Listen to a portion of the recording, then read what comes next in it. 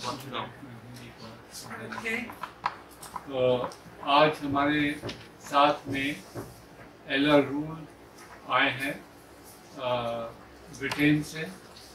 जब हमें मालूम पड़ा कि ये हिंदुस्तान आए हैं तो फिर हमने प्रबंध किया कि यहाँ पे आए और बोलें। एला रूल कई दशकों से इंग्लैंड की कम्युनिस्ट पार्टी में एक्टिव रही हैं।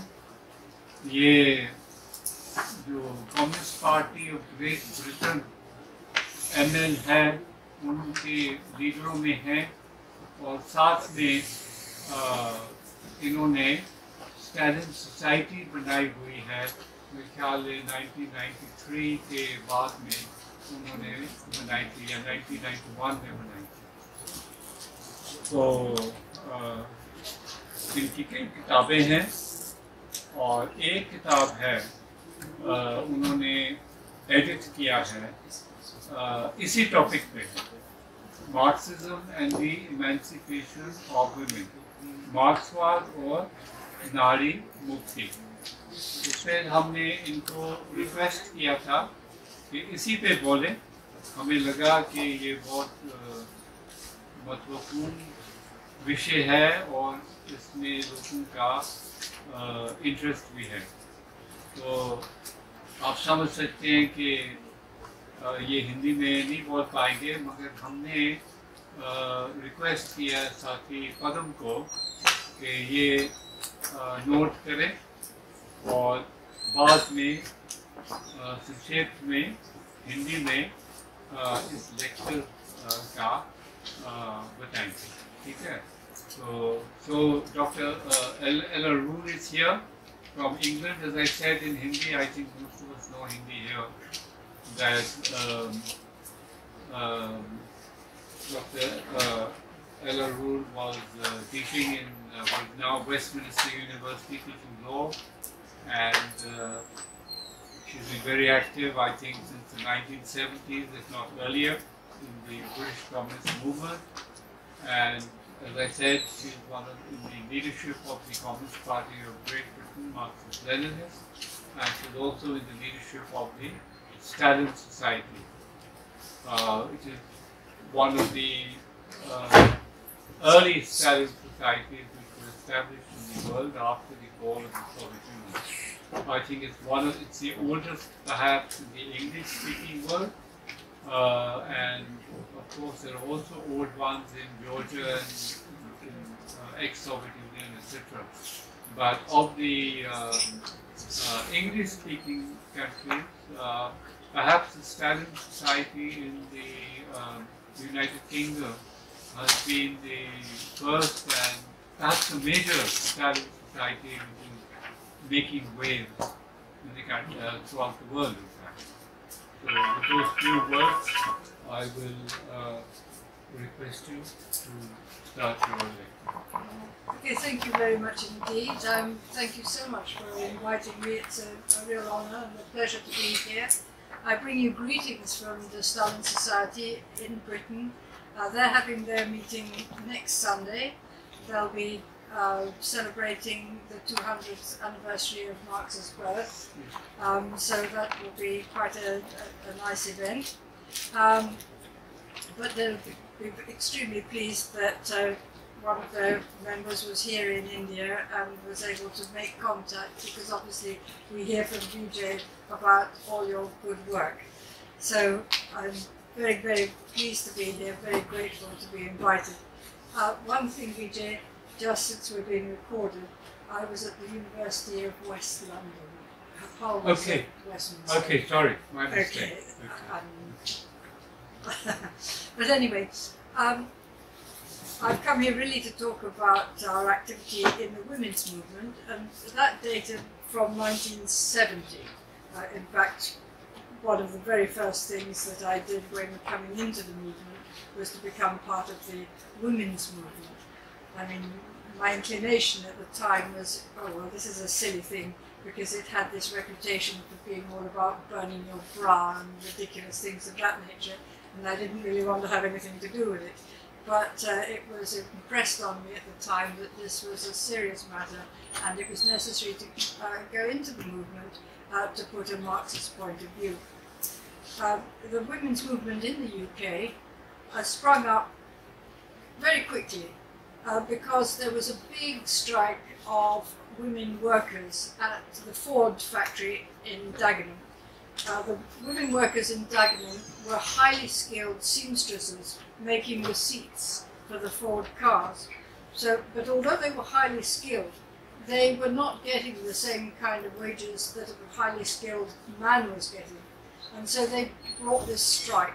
And in fact, there was a commercial film made called Made in Dagenham, which is a very good reflection of what went on during that strike. If you can get your hands on it, I recommend you see it, because it shows you not only how courageous the women were in struggling, how they had to jolly their families along, and how the trade unions sometimes were actually collaborating with the employers and not helping the women at all.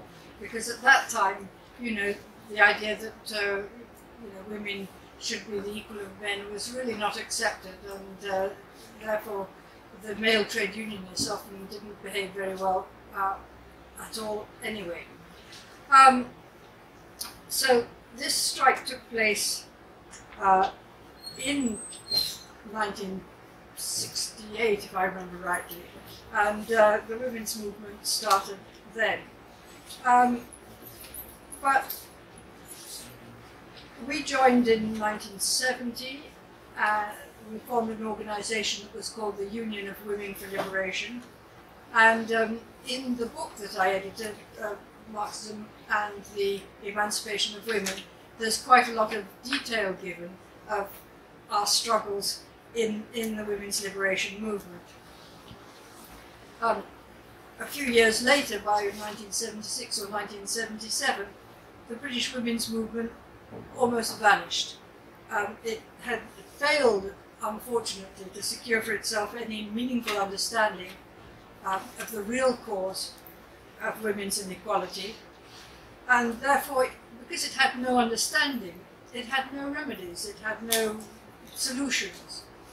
And without any solutions, without any understanding, and also because there were hostile elements within the movement who really didn't want it to succeed, anti-communist, anti-socialist elements within the movement who didn't want it to succeed, and they allowed it to fall apart. But anyway,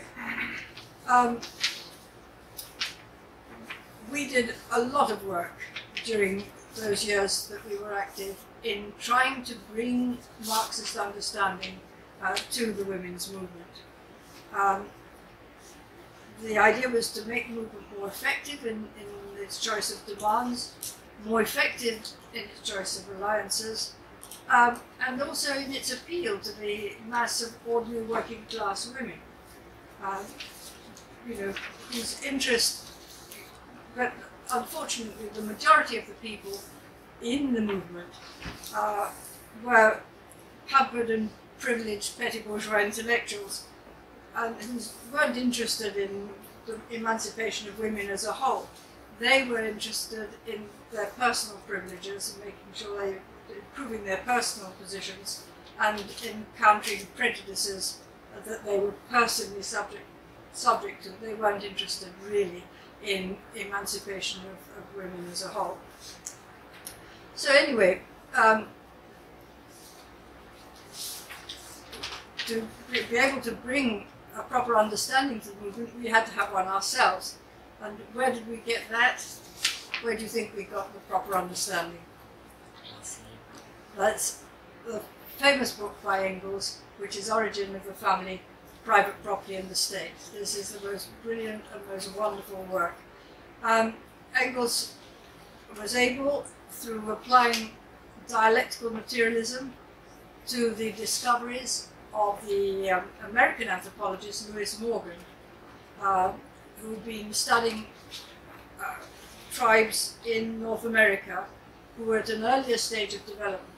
And by studying their behavior, by studying their language, by various other things, was able to trace the development of human beings from the time that they used to live in family groups like monkeys to the time that they became civilized, having passed through the stages of savagery and barbarism. In each of those stages, the form of the family changed.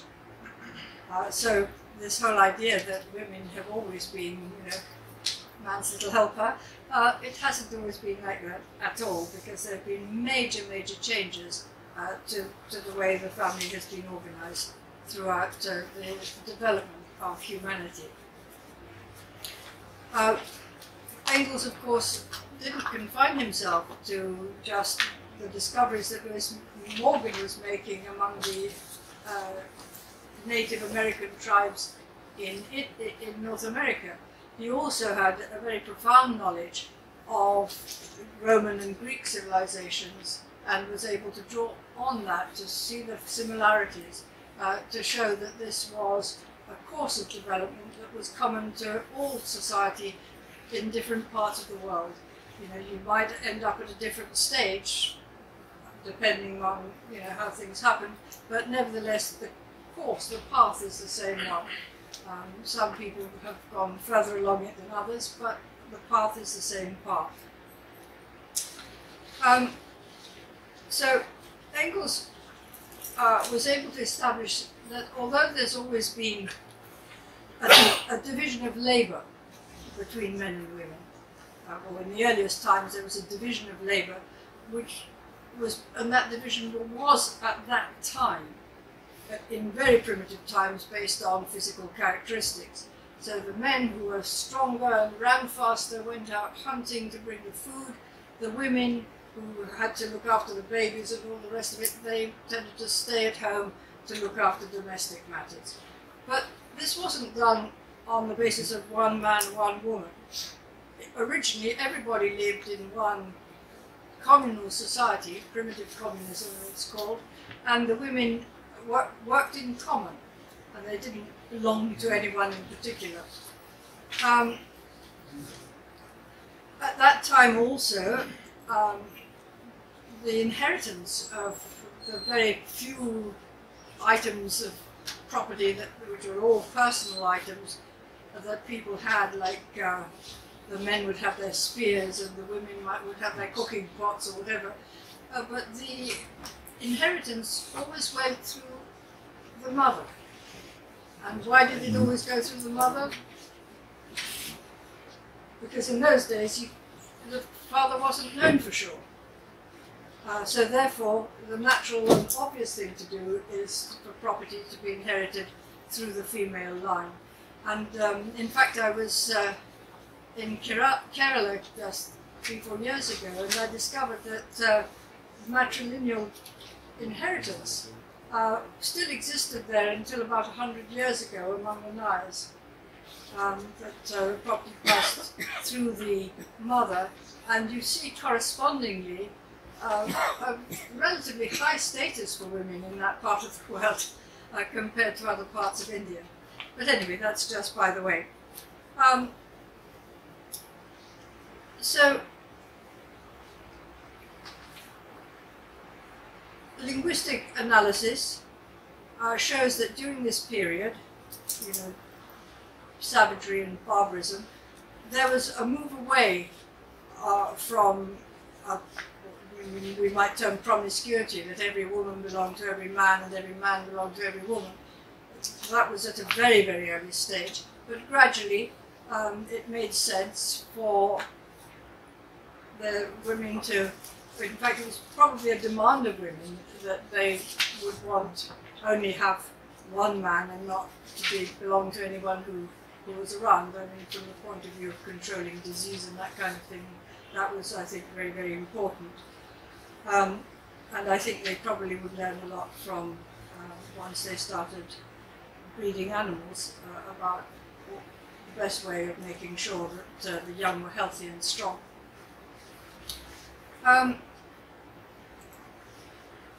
But of course, during savagery and barbarism, the domination of human beings, of nature, hadn't progressed very far. But there came a point, because human beings were always thinking, how can we develop, how can we improve our production, how can we make sure we've got food next year, how can we keep ourselves secure and safe? And they were exerting their brains to improve things all the time. And there came the important point when finally they were able to produce so much that there was a surplus over what they needed to keep themselves alive. And this, everyone would think it was a blessing, but it was a bit of a blessing like finding oil in your country, that it causes, brings a lot of sorrow with it. Specifically, what this facilitated was the division of society into classes. So in the old days, when the tribes were fighting each other over sources of food, you know, the tribe that won would kill the tribe that lost, or certainly the men of the tribe that lost, because you couldn't do anything with them. But once a person's labour can produce more than is necessary to keep him and his family, well, lovely. You keep him as a slave and you make him work and you get rich. So this is what happened. So the development of an ability to create a surplus eventually led to slavery. To slavery becoming a system throughout. Now, from the point of view of the slaves, well, the alternative would be to be killed, so it was probably a step forward, really. But they didn't necessarily always see it like that.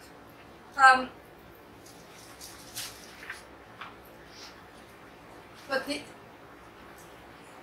what then happened is that these surpluses became wealth. And that wealth was earned by men, because it arose in the area for which they were responsible for the gathering of food. That is where men became wealthy and they became powerful. But it wasn't all men. You know, then you can see that some men are, if you like, luckier or more cunning than others, and they are able to get more than everybody else, and the more they get, the more powerful they get, the more powerful they get, the more they can get. And you then got society dividing quite seriously into classes. But where were women in all this? Now, women were still producing the food, producing the children, looking after the children, all the things that they'd already done. But there was a bit of a problem, and that is that these wealthy men were mortal. And what was going to happen to their property when they died? Did they want it to go to their sisters' children? No. So what they did is they wanted to make sure that it was only their children who would inherit the property. So they took the women out of the social and communal production and they locked them up at home, so no other man could get in the way, so to speak, and the children would be guaranteed their own children. And this happened everywhere. So the women, if you like, became the personal domestic servants of individual men. And this is a process that happened 10,000 years ago.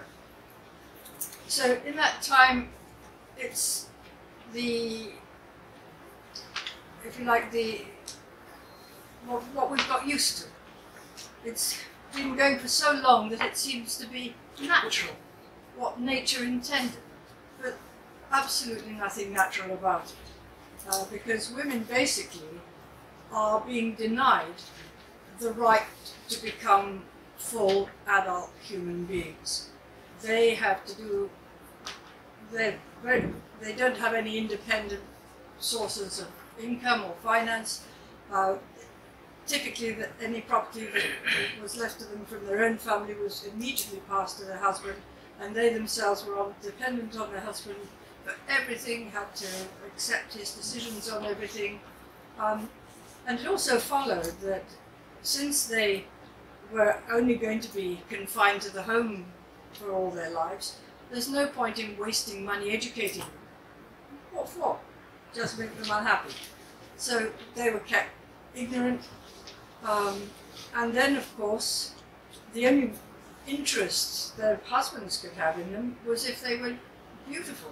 So ladies had to struggle all their lives when they were married to try and be beautiful. Otherwise, you know, the husband would be off doing all sorts.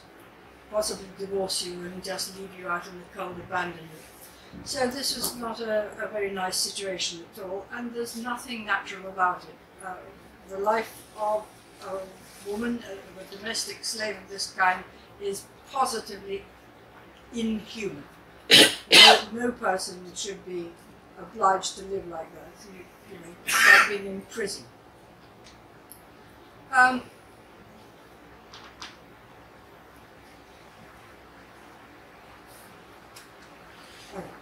not reading my notes now, but find out where I was. So Engels then pointed out that the subjugation of women coincides with the division of society into classes. I mean, I've heard professors of sociology say that this meant that the first class division was between men and women. Not at all. The first class division was between slave owners and slaves, and women were affected by this because this division into classes necessitated their being taken out of communal production to become the domestic slaves of individual men. This is quite an important point to understand. And you can see that women's oppression is intimately connected with private property. Without the need for private property to be controlled and descend down along the right channels, there would be no question of women's subjection. And therefore, it follows that when the private property in the means of production is abolished, the whole basis for women's oppression disappears. It doesn't mean to say women's oppression would immediately the next day be terminated, but that it takes a long time to get people's minds thinking in a modern way. But nevertheless, there would be no longer any basis, and it would only be a matter of time before it disappeared forever.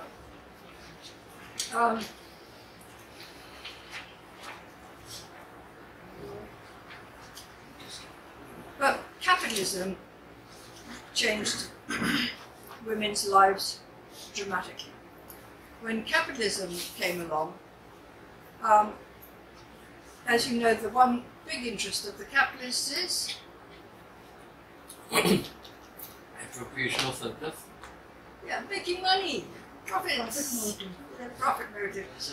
And it was the capitalists were very quick to discover that if they employed women and children,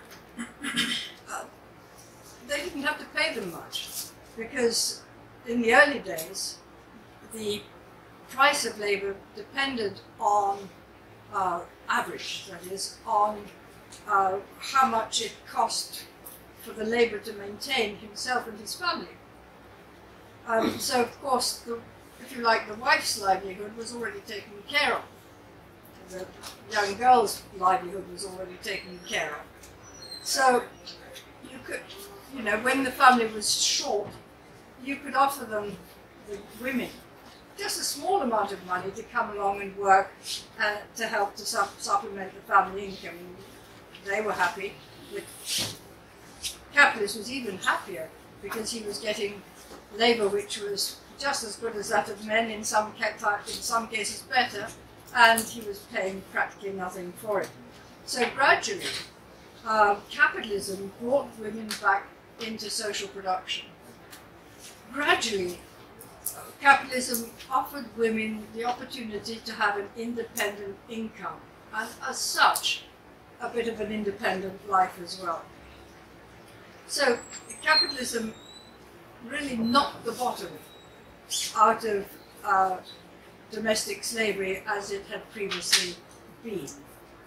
And Engels made the point, since large-scale industry has transferred the woman out of the house onto the labour market and the factory, and makes her often enough the breadwinner of the family, the last remnants of male domination in the proletarian home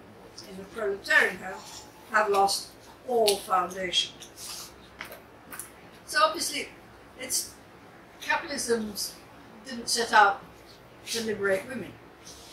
That was not its big interest. Its interest was to maximize profits.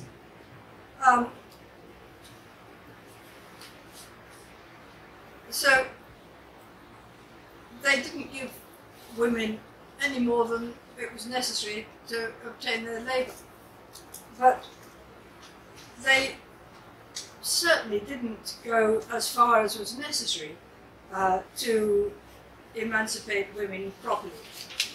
And that is that the woman, basically, who works, who goes out to work, remained responsible, and to this day, I think, remains responsible for all the domestic tasks. The looking after the children, the cooking, the cleaning, and all the rest of it. So you go out to work. I mean, I remember my mother. My mother was a doctor. She worked all day in the hospital, gassing people. It was a good long week, and then she came home and she had to do all the housework. Not right at all. My father would just sit there complaining about everything. But and this is a fairly typical thing. So, if you're really going to emancipate women, if you're going to say to them you are the equal of men, you can devote just as much of your life to your job as you can to your family. Your family is going to be just as well looked after as your husband's family is, and on an equal basis. And the answer has to be not that men should do the housework. They're hopeless at it anyway. The answer is that there should be social provision. And there should be social provision of a type that is much better than individuals can provide at home. No. Few little jobs that remain, of course, can be shared without too much hardship to anybody, but things like looking after the children all day, there should be nurseries provided, and nurseries with absolutely fantastic services where the kids really get stimulated and developed, and then come home to their parents happy. They need public dining rooms, places where, if you don't want to cook, if you like cooking, you take the whole family to eat the wonderfully healthy meals, tasty, produced by experts, at very little cost, less than you pay at home. You need laundry, so you come to work in the morning with your pile of laundry, you leave it in the laundry room, you collect it in the evening, and you take it home. All these social provisions need to be made for women really to be able to operate on an equal basis with men. I mean, here we are, if you like, today at a meeting which is about the emancipation of women.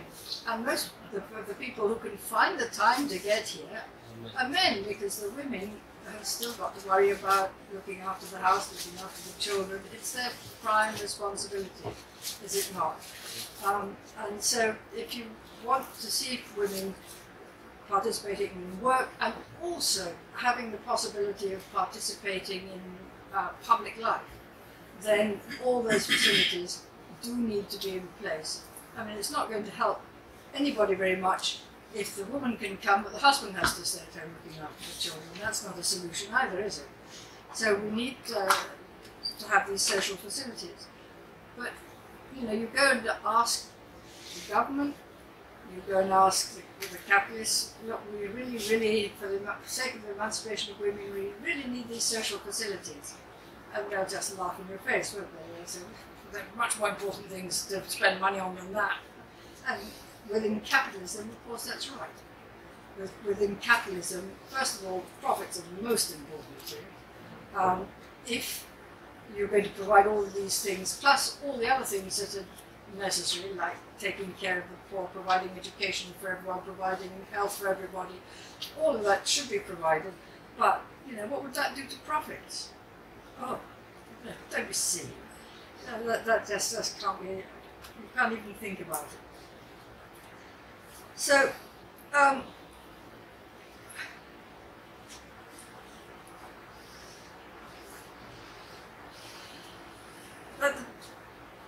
has this ever happened? I mean, is it just a theory? Well, the fact of the matter is that it isn't just a theory, because in the Soviet Union and in other countries that have had a socialist revolution, this is a theory, if you like, that's been put into practice and its validity has been proved. So, following the October Revolution in 1917, one of the very first acts of the government, of the socialist government, was to abolish all the laws overnight that embedded women's inequality. So laws on divorce, on the rights of children, on all these things, all those laws were gone. They also gave full right to vote to all women, adult women, the same as all adult men. And so this formal equality was established from day one. And this is 1917. Well, it wasn't until 1918 that any women were allowed to vote in Britain. And then they had to be 30 years old. And it was 1928 before the legislation was passed that granted the franchise to everyone. And this is in spite of the fact that there had been a hard struggle of women in Britain to gain the right to vote, ever since 1832, when it was formally denied to them. The ladies, as you've probably seen with films, that they would tie themselves to lampposts and breaking shop windows and doing all sorts of things just so that they could be heard, and everyone just, well, they treated them very cruelly, and you know, they tried to torture and condemn them out of participating in this movement, and yet it was such a basic democratic right, and it was unthinkable that it should be granted. But luckily, as a result of the socialist revolution, it could be seen that this was nothing so extraordinary, that this is something democratic and basic that should definitely be granted. So, as you know, the situation after the October Revolution wasn't at all easy in Russia and the countries that later became part of the Soviet Union. There'd been the First World War, that because of their suffering they had to pull out of, but you can't recover from that in a second, so the government had massive tasks ahead of it. But never at any point was the question of women forgotten or swept under the carpet. Because if you think about it, the whole point of the low stage of communism is to be able to build up your means of production and your ability to produce people's needs to such an extent that you can produce literally everything that's needed, the lot, all of it. And obviously, countries are a long way from that. So you need every ounce of labour that men, women, and cripples and infirm people, everybody is needed. Everybody has an important role to play in building the new society. You can't waste anything. And in that context, this is why the emancipation of women it's not just a nice idea that the communists have. It is essential for the survival and advance of communism that women be emancipated. That is the reason for doing it. And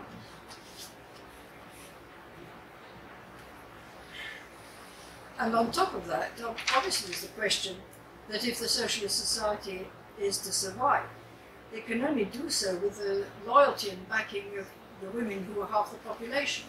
So you neglect their interests, and they're going to be mobilized by all sorts of reactionary elements. The priests will be jumping down and getting them to cause trouble. So it is absolutely essential that a socialist society takes care of the interests of women. So you can say that working women and a socialist society are mutually supportive in their aims. And if I can be allowed a little quote from Comrade Stalin, he says, "Women toilet," and this was made at a speech in International Women's Day in 1925. He said, "Women toilets, working women and peasant women, are a vast reserve of the working class. This reserve constitutes a good half of the population. The side that it takes, for or against the working class, will determine the fate of the proletarian movement, the victory or defeat of the proletarian movement, the victory or defeat of proletarian power. Consequently, the first task of the proletariat and of its advanced attachment to the Communist Party is to wage a resolute struggle to free women, working women and peasant women from the influence of the bourgeoisie, to enlighten them politically and to organize them under the banner of the proletariat." But the women toilers are not only a reserve. If the working class pursues a correct policy, they can and must become a real working class army operating against the bourgeoisie. So, besides the formal legal rights, everything was done in Russia and the Soviet Union to open up for women the right and the ability to work outside the home on the same basis as men, and also to get them participating in trades and professions that traditionally only men had ever done. I don't know whether this story would work. In England, it definitely worked even 10 years ago, but there is a riddle, a conundrum, that a man and his son are driving in the road, and they have a terrible accident. The father is killed outright, and the son is rushed to hospital, and the son is lying there on the table waiting to be operated on. The surgeon comes in and starts to work, and then suddenly says, "Oh my God, this is my son." How do you explain it? Doctor is the mother? That's right. What? The surgeon was the mother. But so, you know, people's minds are so much developed with the idea that the surgeon's got to be a man that they really struggle to get that one. Now, of course, we're much more used to women surgeons, so that's why I wondered whether it would work now. But anyway, where it all started was in Russia and the Soviet Union. Large numbers of women were encouraged to become doctors, lawyers, train drivers, crane operators, engineers, research scientists, things that previously only men had done. And gosh, they could actually do it, you know. They didn't have such a pretty little, dainty little mind that they couldn't quite cope with all these intricacies. They were fine. So this was where it all started. And to this day, you know, I say that we ladies have to thank the ladies of the Soviet Union who blazed that trail and demonstrated that anything a man can do, we can do too. So, in 1940, there were 4,000 Soviet women employed as engine drivers. How many engine female engine drivers were there in the rest of the world? Not even one. Not even one. So thanks to Soviet women, the whole world was given a practical demonstration of the fact that we're perfectly capable of doing virtually any job that men can do. There are a few jobs that require physical strength that women don't have, but really that's not very many. So, besides that, Soviet societies strive to put in place the high quality social provision that's needed to take over women's domestic responsibilities. Creches, kindergartens, summer holiday camps, after school clubs, public dining rooms, and so on and so forth. Now, a socialist society can do this because the wealth in a planned economy, they have a planned economy, all the means of production of the society are, if you like, belong to the state, and the state has a planning commission which looks at what are its resources on the one hand, which are the needs that need to be fulfilled on the other, and they sit down rationally to work out how they marry up the two. It's not a question of counting pennies and saying, oh, this is too expensive, we'll do this one because it's cheaper. You actually consider what is most important socially to be done. Obviously, if there aren't enough resources to cover everything, there'll be some things left undone. But that won't be determined by whether you make a profit or not. That will be determined by priorities which hopefully will be acceptable to the population at large.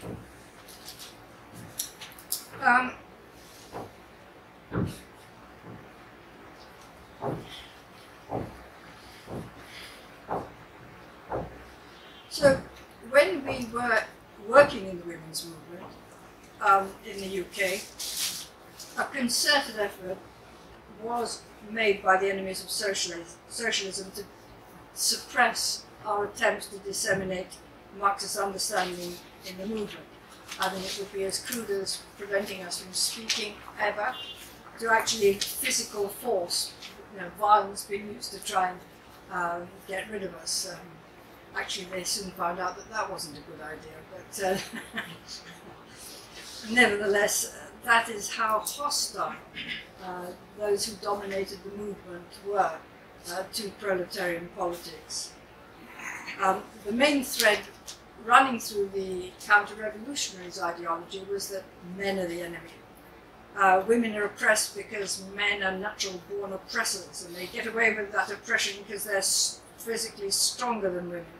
Well, this is a historical twaddle, and it's designed to turn women's anger away from the capitalist system, which is what continues to deny them their equality, towards men who, for the most part, are also oppressed and also having to struggle to survive in difficult situations. It's a classic exercise of divide and rule.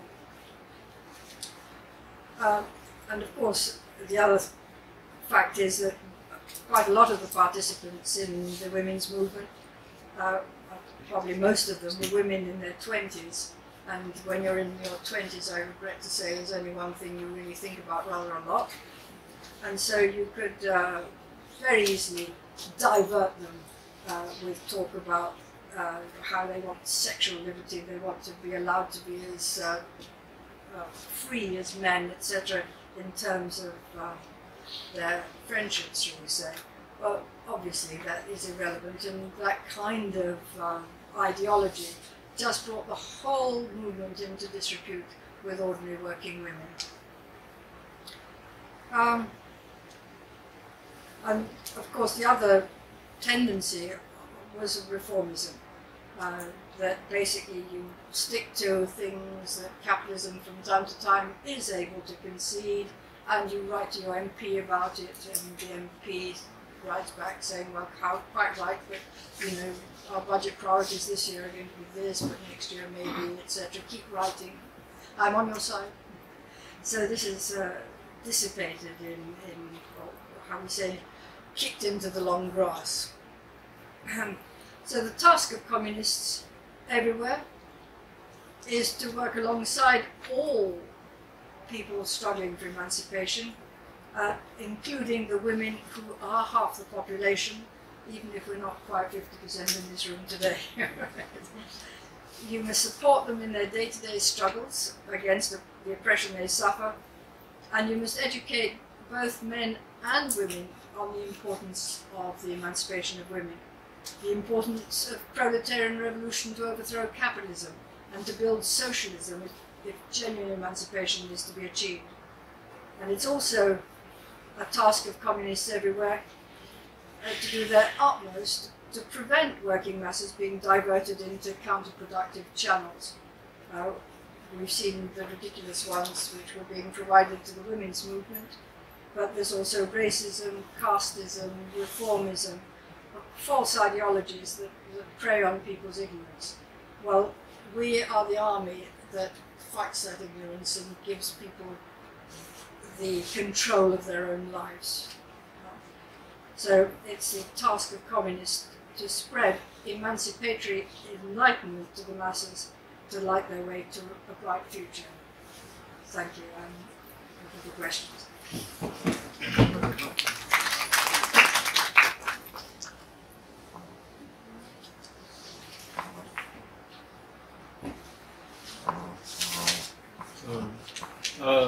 Hindi में आप मैं कोशिश करता हूँ। आप इधर आ जाइए।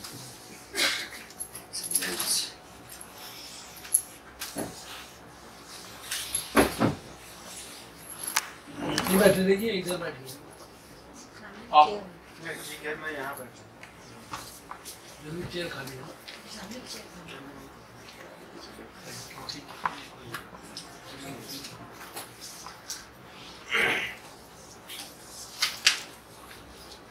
कोशिश करूंगा कि अनुवाद में कर लेंगे।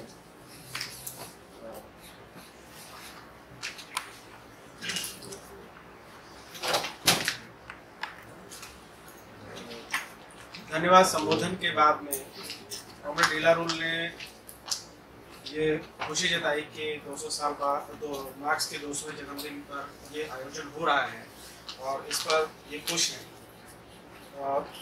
और आगे की बात बताते हुए कहा कि 1917 से महिला आंदोलन के बारे में जो भी 1917 से पहले और उसके बाद में महिलाओं की मुक्ति के आंदोलन के बारे में जो भी प्रगति हुई है उसके बारे में बातचीत करें। यूके में महिला आंदोलन के बारे में परिचय देते हुए कहा कि यहाँ पर महिला आंदोलन जब शुरू हुआ था और एक फिल्म का भी जिक्र किया था, मैं उसका नाम ठीक से नहीं लिख रहा हूँ, मेड इन टैगिना। तो इस फिल्म ये कमर्शियल फिल्म थी और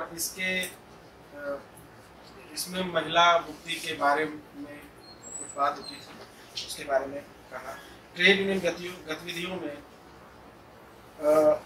जो है महिलाओं की मुक्ति के बारे महिलाओं के सवाल ये नहीं उठाए जा रहे थे।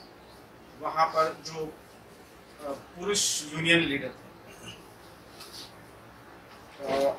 आगे एंगल्स ने जो परिवार का उदय अपने शोध में जो उन्होंने लिखा है और उसको आधार बनाते हुए आगे बताया है कि महिला और पुरुष के बीच में किस तरह से श्रम का विभाजन था और किस तरह से जो है पुरुष और महिला के बीच में ये भेद शुरू हुआ और भेद बढ़ता गया।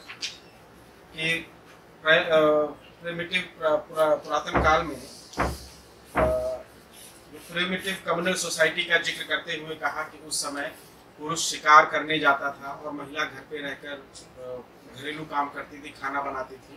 और उसके पीछे का कारण भी ये था कि उसको प्रेगनेंसी भी उस दौरान पर वो कुछ नहीं कर पाती थी और इस वजह से वो घर पर रहती थी और घरेलू काम घर पे काम करती थी।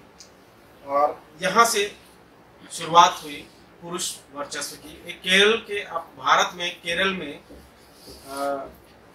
महिला मातृ वंश का एक अपवाद का भी जिक्र किया है और इसके अलावा और बताया कि पूरी दुनिया में कि पुरुष आधारित वंश की अगर कुछ हो इसमें, मैं अगर कुछ गलत में अगर किसी और को समझ में आया हो।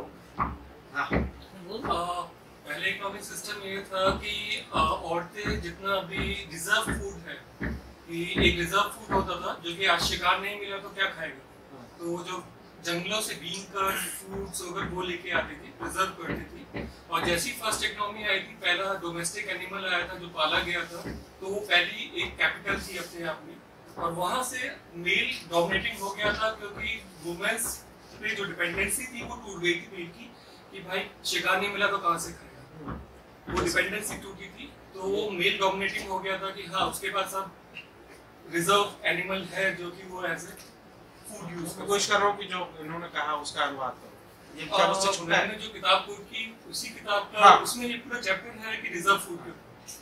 आपने जो कहा पॉइंट जो मुझे लगा, इन्होंने मॉडर्न का उदाहरण देखते हुए क्योंकि उसकी डेवलपमेंट हुई आगे, ऑरिजिन ऑफ द फैमिली से, तो इन्होंने ये अंडरलाइन किया कि उन्होंने कहा कि जो फैमिली का कॉन्सेप्ट है वो सोसाइटी की प्रगति के साथ बदला। तो ये पॉइंट इन्होंने दिया है ओरिजिन ऑफ द फैमिली के साथ लेकर। वो सारे सब कुछ नोट नहीं कर पाए मैं इसी और एक और चीज अमेरिकन ट्राइब्स का इन्होंने एग्जांपल दिया कि वहाँ पर अभी भी इस किस्म की चीज़ें चलती थी जिसमें से प्रॉपर्टी मैट्रिलिनियल चलती थी। तो उसी के कॉन्टेक्स्ट में इन्होंने केरला का एग्जांपल दिया था कि यहाँ पर भी जो प्रॉपर्टी है वो मैट्रिलिनियल कई जगह पर चलती है।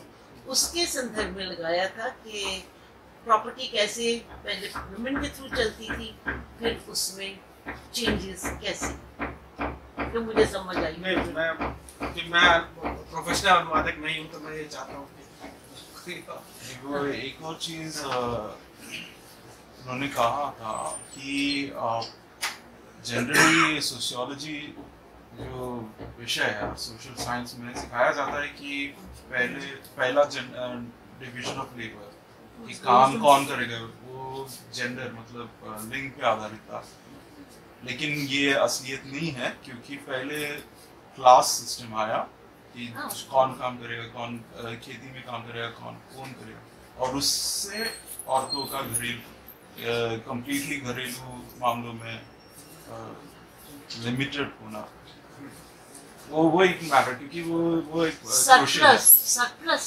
पैदा होने से सरप्लस पैदा होने से उन्होंने कहा जो कि कॉन्सेप्ट है एंगल्स का, सरप्लस पैदा होने से इस किस्म की डिवीजन सेक्स के ऊपर बेस्ड, मेल फीमेल के ऊपर बेस्ड आई।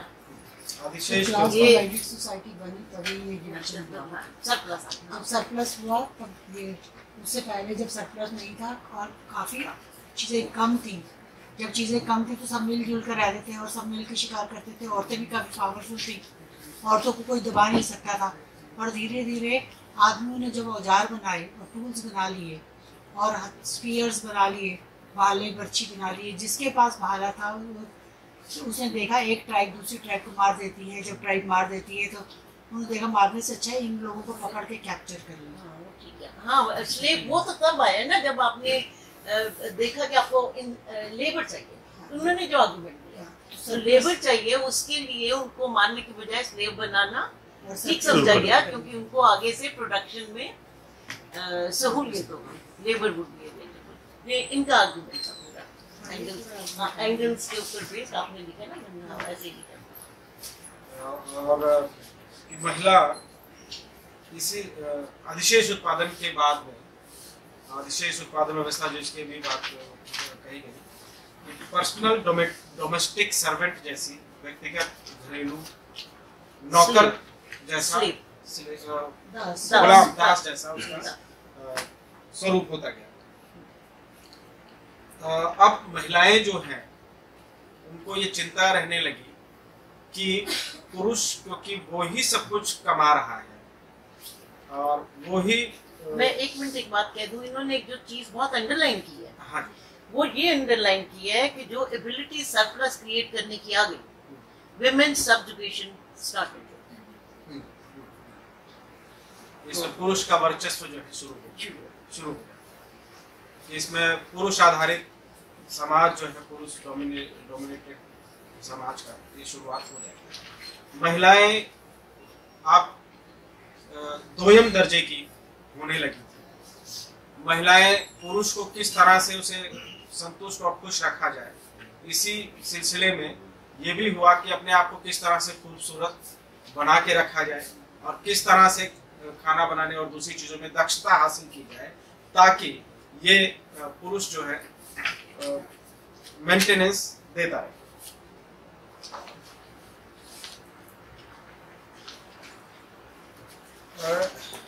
एंगल्स ने ये कहा कि वर्ग विभाजन जो है, वर्ग विभाजन के बारे में एंगल्स के बारे में बताते हुए कहा कि उन्होंने क्या कहा है कि महिला और पुरुष के बीच का ये श्रम विभाजन नहीं था, बल्कि ये प्राइवेट प्रॉपर्टी रखने वाले और दूसरे गुलामों के बीच का श्रम विभाजन। मैं ठीक कह रहा हूँ? मैं ठीक से समझ पाया इसको? ठीक से उसको अनुवाद कर पाया? नहीं, बी कन्फ्यूजन, कैरी ऑन। नहीं, जो भी इंटरवेंशन होगा वो आएंगे, प्लीज कैरी ऑन। आप किया जाए। जो भी इशू लगेगा आपने भी लिए कुछ है, आपको जो कह रहा है वो कह दीजिए। कंप्लीट कर दो ना, फिर जो छूट जाएगा वो पॉइंट के साथ आता है। पूंजीवाद, इसके बाद जब पूंजीवाद आया तो महिलाओं की स्थिति में अमूलचूल परिवर्तन हुआ, एकदम से परिवर्तन हुआ। लेकिन फिर भी ये परिवर्तन महिलाओं की मुक्ति नहीं कहा जा सकता है। कारण इसके पीछे ये बताया कि पूंजीवाद में जो अंतिम उद्देश्य और मुख्य उद्देश्य ये है कि मुनाफा, और इस मुनाफा कमाने के उद्देश्य के कारण कुछ सहूलियतें महिला को मिली, जिसमें उसको स्वतंत्र आय का एक मौका दिया, स्वतंत्र आय का मौका दिया। महिला बाहर निकलकर काम भी करने लगी, लेकिन इसके साथ में कुछ और चीजें जो जुड़ी हुई थी वो समस्याओं के रूप में सामने आती है, जैसे कि उसकी जो जिम्मेदारियां थी सामंती काल की, बच्चों की देखभाल करना, घर के खाना बनाना और दूसरे घरेलू काम है, उनसे छुटकारा उनको नहीं मिला।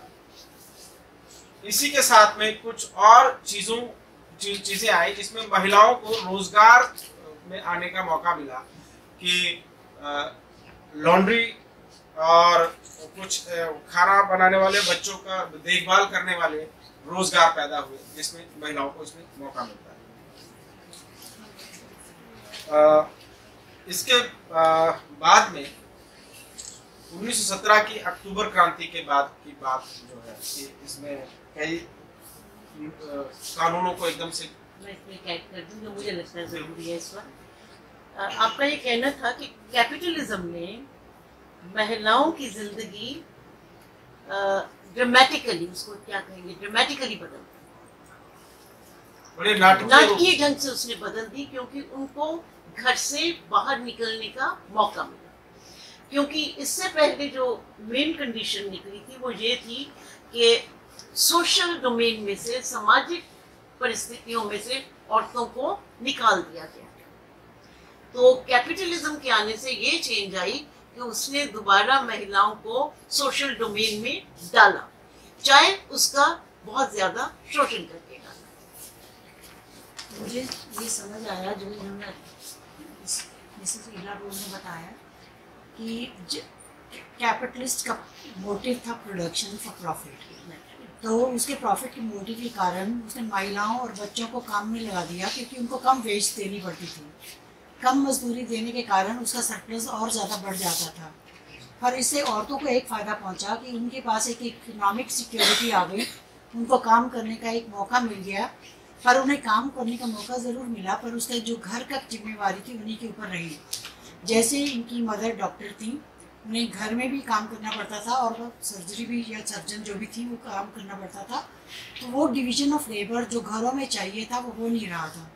जबकि अक्टूबर रेवोल्यूशन में दिखाया था कि रशिया में इस तरह का सारा चेंज आया कि जहाँ पर बच्चों की केयर के लिए नर्सरीज थी, प्रोडक्शन पूरा का पूरा खाने के लिए प्रोडक्शन एक्सपर्ट, फूड प्रोडक्शन भी, फूड कुकिंग भी एक्सपर्ट्स कर रहे थे, जो ज़्यादा स्वाद खाना भी बना रहे, सब कुछ अच्छा रिसर्च के बाद हो रहा था और हर काम ज़्यादा अच्छी तरह से एफिशिएंटली हो रहा था। तो औरत की मुक्ति जब तक समाजवाद नहीं आता है, सोशलिज्म नहीं आता है, वो अकेला कैपिटलिज्म उसे मुक्त नहीं करेगा। ये बिल्कुल क्लियर मैसेज जो इनका दिया है इन्होंने, और जो मैं भी मानती हूँ पर्सनली। वो लेटर स्टेजेस में इन्होंने लेटर स्टेजेस में दिया। 1917 की अक्टूबर क्रांति के बाद में यहाँ समाजवादी व्यवस्था की और एक कम्युनिस्ट सिद्धांत की बात करते हुए कहा कि यही एक व्यवस्था थी जिसमें महिला और पुरुष को एक साथ लेकर ही विकास किया जा सकता था और इस महत्व को समझा। यहाँ महिला और पुरुष को एक समाज के एक झंडे के नीचे, एक समाज के रूप में एक साथ लेकर विकास करने की पहल यहाँ से शुरू होती है। कि कम्युनिस्ट पार्टी का ये उद्देश्य था कि महिलाओं की आजादी और उनका संगठन लाल झंडे के नीचे हो, उन्हें लाल झंडे के नीचे संगठित करने की पहल की।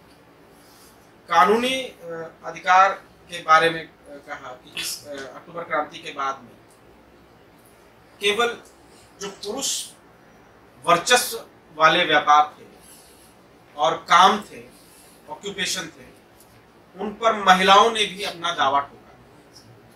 ये बात उस समय साधारण होती चली गई कि जो पुरुष कर सकते हैं वो हम भी कर सकते हैं।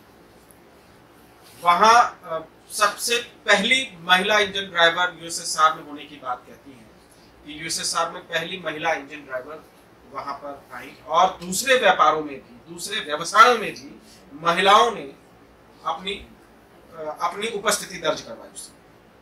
1940 में पहली महिला इंजन ड्राइवर आने की बात कहती है। 4,740 इंजन ड्राइवर और पूरे दुनिया में एक भी नहीं थी।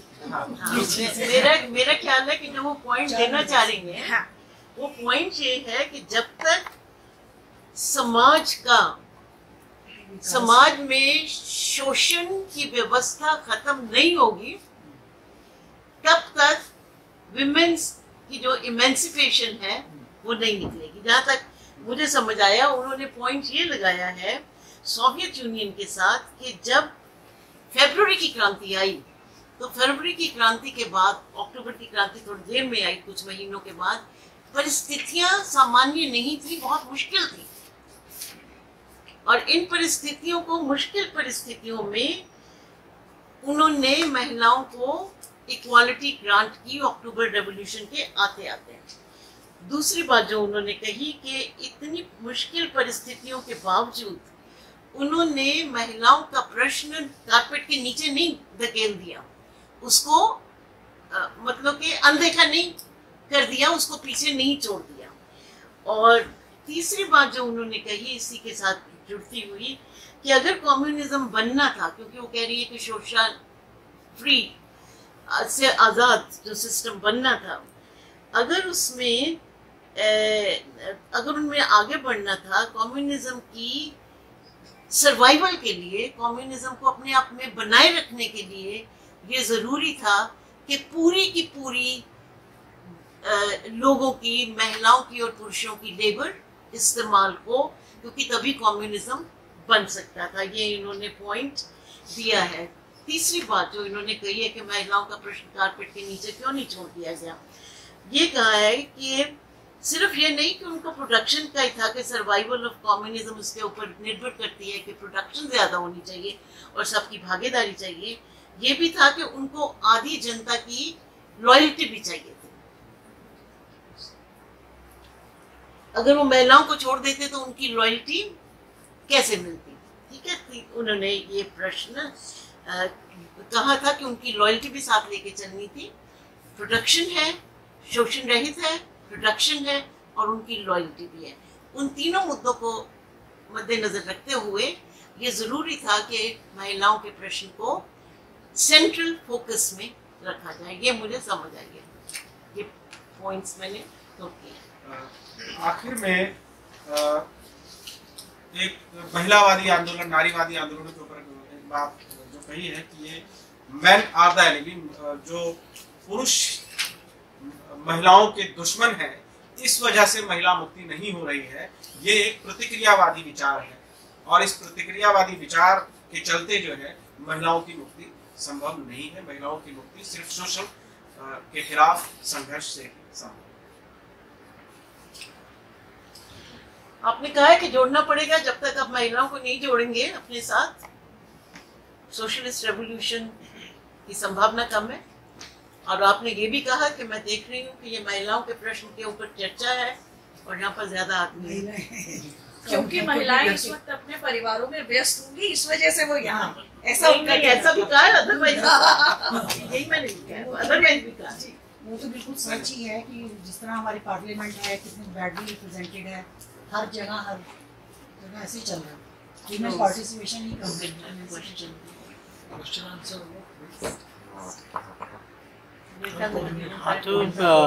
just to complement to what you have said about this traces of matrilineal systems modernized in northeastern regions. There is a place called Khasi in the Meghalaya where matrilineal system is considered to be still practiced. Khasi Dentia Hills in the northeastern regions. Northeast. Women are very strong. Yes.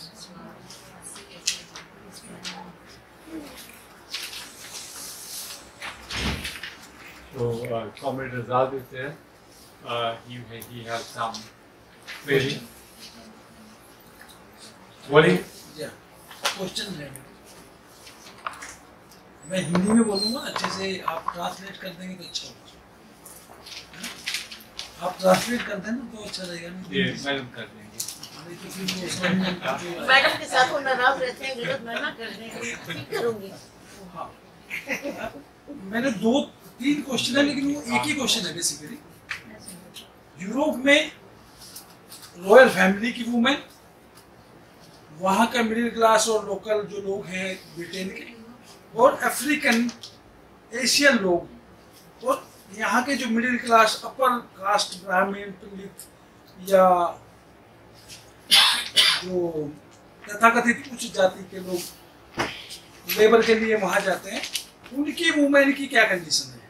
क्योंकि जो यहाँ से वहाँ import या export होते हैं, जो question है, वो यहाँ अपने घरों में झारखंड से या इधर से स्लेव रखते हैं।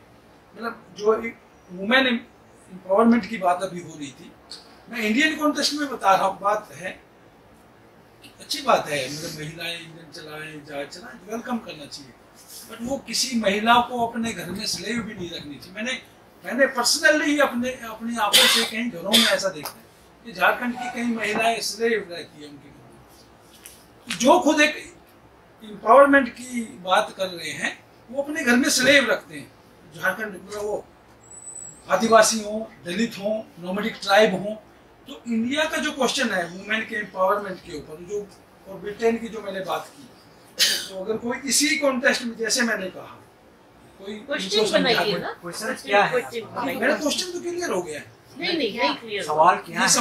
यही तो मैंने बहुत क्लियर से क्वेश्चन किया है कि मैं दोबारा उसी बात को फिर से क्वेश्चन मैं एक चीज मैं बीच में तोड़ूंगी, एक सेकंड। इनकी बात का एक महत्वपूर्ण बात ना ट्रांसलेट होने में रह गया। अब वो अगर वो करे कि एक्चुअली इन्होंने पॉइंट बनाया और उसको कोट किया है रशियन सोसाइटी के अनुभव से, यूएसएसआर से, कि जब तक आप घरेलू काम को सोशलाइज नहीं कर देंगे, वही मैं कह रहा हूँ, ठीक है ना? तो क्वेश्चन तो यहाँ पर यही है, आपका सवाल तो कि भाई सोशलाइज करने की तरफ बढ़ना पड़ेगा। और सो कॉल्ड एम्पावर्ड वुमेन, मैं उस क्वेश्चन को क्वेश्चन कर रहा हूँ कि जो एम्पावरमेंट है वो अपने आप में कोई एम्पावरमेंट नहीं है, क्योंकि घर में स्लेव रखते हैं। अच्छा, सोसाइटी बनेगी तब तो सोशलाइज होगा। ये भी कहेंगे तभी हो सकता है जब समाजवाद हो। हाँ, what he is saying is there's a question to her. I put the question. यहाँ इंडियन कास्टिज्म नहीं, the question that he is asking, what I've been able to gather is that people go and make money, but you know, and they may do anything. But at home they keep women slaves from backward areas. Women come to work at homes. So his question is, how will empowerment come? The question, If they, he was saying that there are women, we're talking about emancipation of women, but who in their own homes are exploiting women. No, I think he's saying it slightly differently. There are many women who are working at senior levels, but they can work only because there are servants at home who come from backward areas. नहीं नहीं servers नहीं slaves खरीदे हों Slave हो या नहीं हो, वो मतलब पैसा. नहीं, इसका question Questions तो नहीं आए ना अभी तक. question नहीं आया. Question नहीं आया. There's no question. Because everybody has understood the question differently. ये fact है पर वो question नहीं है. It's not a question. दो क्वेश्चन थे, मैं दोबारा से उसको क्वेश्चन के फॉर्म में बोलता हूँ. मैं बोल रहा था समझ के अच्छा रहेगा. मेरा क्वेश्चन ये है कि जो वहाँ की आपके ब्रिटेन की जो सोसाइटी है, रॉयल फैमिली और मिडिल क्लास, वो इंडिया के जो लोग हैं या एशिया के जो लोग हैं और अफ्रीकन जो लोग हैं, उनकी वुमेन को कैसे देखते हैं? वैसे ही जैसे वहाँ की रॉयल फैमिली और मिडिल क्लास की वुमेन को देखते हैं? मतलब ये सेम क्वेश्चन है. दूसरा जो इंडिया दूसरा क्वेश्चन है मेरा. पहला एक क्वेश्चन कर वो भी नहीं समझ में आया आपका क्वेश्चन क्या है.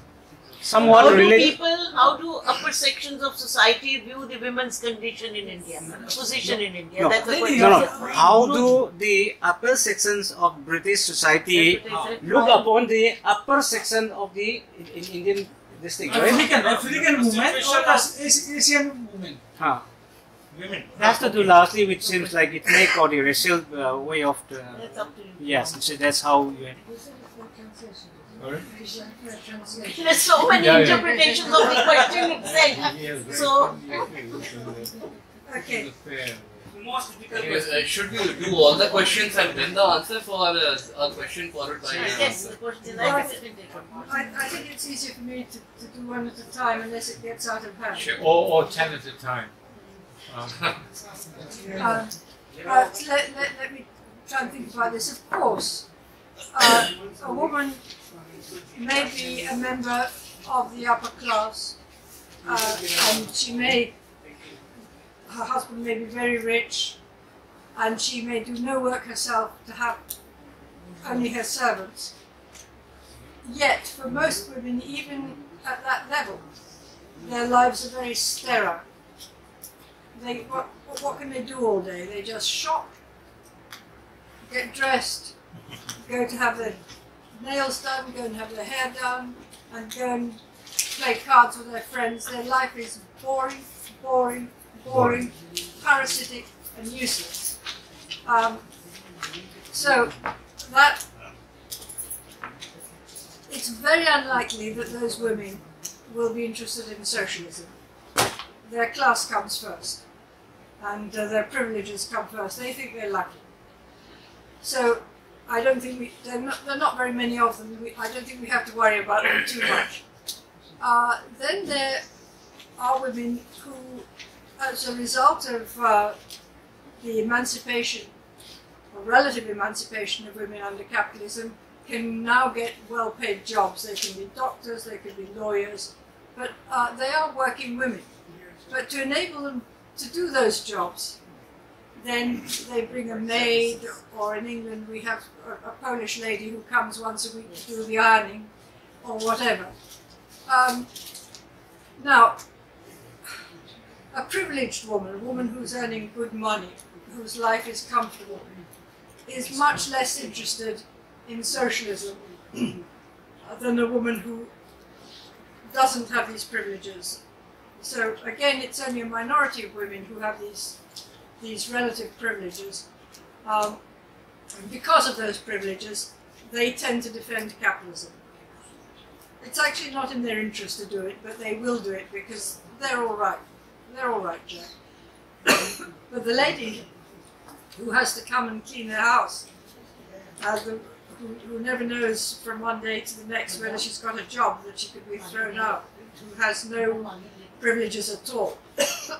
Those are the women who will make the revolution. That would be my view of the matter. Just giving you more. Excuse me. He's getting it. Thank you. You're going to translate it?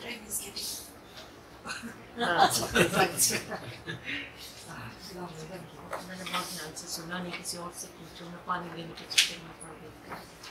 तो ये कह रही है कि वहाँ पे Then take it.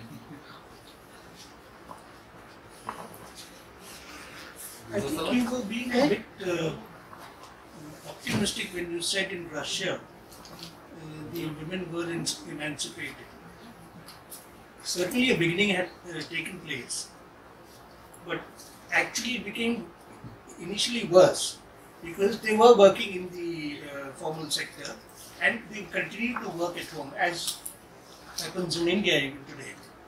But the emancipation hadn't fully taken place. It was still far away. Like when they said that 75% of the medical people employed in medical aid, in medical industry were women, most of those 75% were nurses. Certainly there were women doctors, which is probably the first in anywhere else in the world. But I think a lot more had to be done. And it would have been done if Khrushchev had not come on the scene and subsequently. Yes, I agree with you entirely. I don't think you want to belittle what was done. No, I'm not doing that. No, that's right. But nevertheless, you know, you have the revolution today. You don't change everybody overnight. It takes time. And you know, everyone is used to doing what they've always done, and they expect to carry on doing it. So to persuade them to do things differently is a long, slow process unless you want to annoy everybody and destroy the revolution. But the main thing is that the economic basis for being able to do it, and then gradually you make progress. I would just add here that as I mentioned, medical doctors, etc. But actually there are statistics which show that in heavy industry, women were a very significant part of that. Not just as tractor drivers, but in very heavy industry. There are statistics, unfortunately I haven't got them, but I actually once saw a book in Russian. Unfortunately I don't have the reference to it, but it gave pages and pages of statistics of where women were. And it was very clear, the graph was very clear that they were very much in heavy industry, number one. Number two, there are also statistics as to the percentage of women in government. And in the Union Republic, women were 30% of MPs in the Union Republic, and in the Central Soviet Republic, they were 25%. Now, even this is, could be better, obviously, but we are talking about a society which went through 101 problems, war, anti-fascist war, etc., etc. So it is very clear how they were building up things. But obviously it would have continued had there been a Marxist leadership in the Soviet Union, and if the Marxists had not been, they had not lost up. How do you see?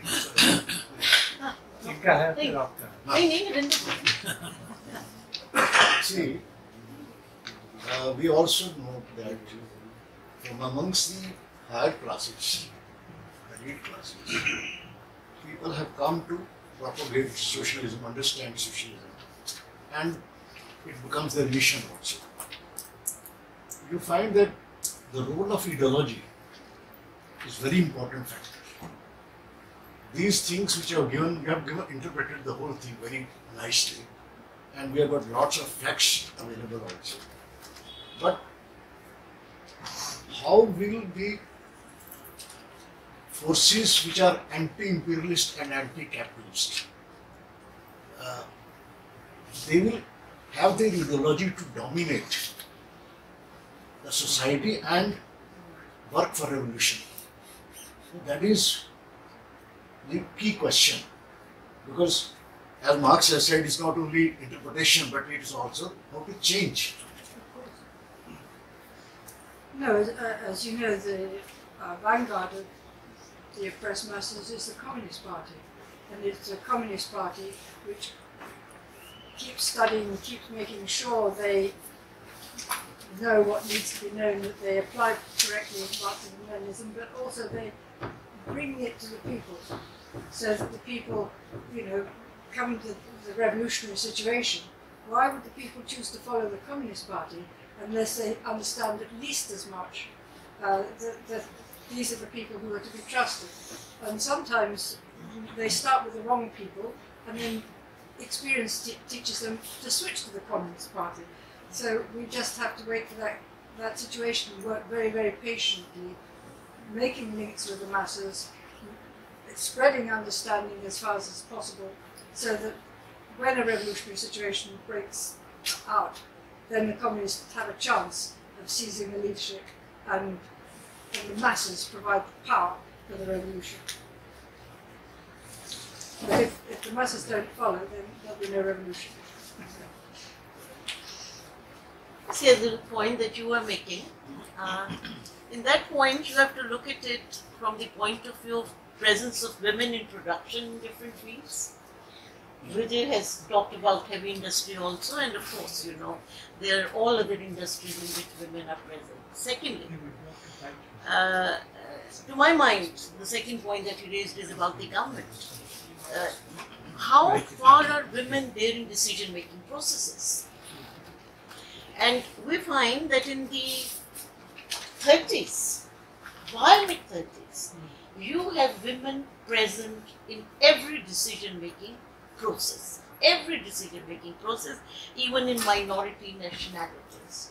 Huge number of women are present. That is point number 2. The point number 3, that you have nurses and you have doctors. There are huge number of doctors in the Soviet Union. And there was a point that I had raised in my talk here on the same kind of issue last year. You see, one follows it very clearly that emancipation of mankind from exploitation of man by man is the basis for women's emancipation ultimately.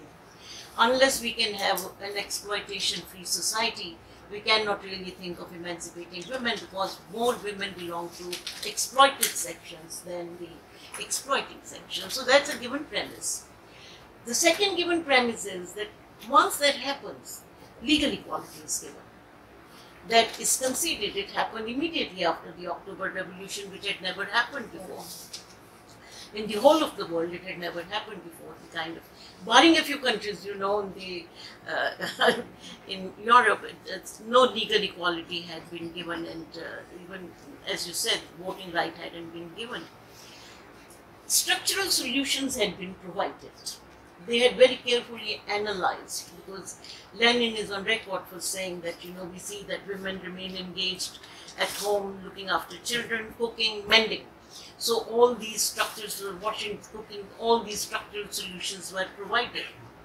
A question that I had raised, which bothers me, and you know, by the 1936 Constitution, Stalin's Constitution, every conceivable emancipation that we can expect is there on the statute books in the 1936 Constitution. Still, and I'm going by the record of the women, I'm forgetting the name of the author, it's a very sympathetic writer from Britain whose work came out in 1938. She has analyzed that the work that women were doing, including household work, was 30% more than men. So I think a little more than what was done needed to be done. That is one point, and I had said it here last year also, that perhaps the situation was very difficult in the 30s. A war was anticipated. a lot was happening, a lot more was getting diverted towards building up defenses, because Soviet Union would never have survived otherwise. Perhaps more would have come. Perhaps more needed to go into indoctrination, or at least the teaching of males. Male need to be enlightened. And that's a point that you have raised, and I want to take it up here. That, you know, my experience of whatever one has is that women find it very difficult. See, one expects them not to be as political as men. Men have had more opportunity, more freedom. But even people who are political, they find women not coming in politics more convenient. Because they raise inconvenient questions. One, they raise inconvenient questions, and there are lots of other things that come up, you know. So most women actually are kept out of the domain in which men circulate.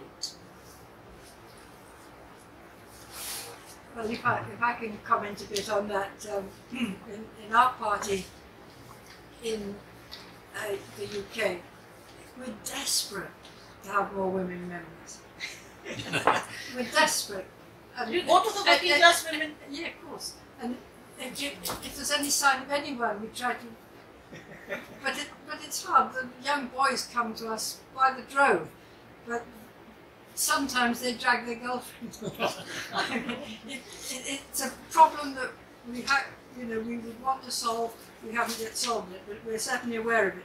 But you see, what it is that over the generations that women have been kept, and we're talking 10,000 years, they've been kept at home as domestic slaves.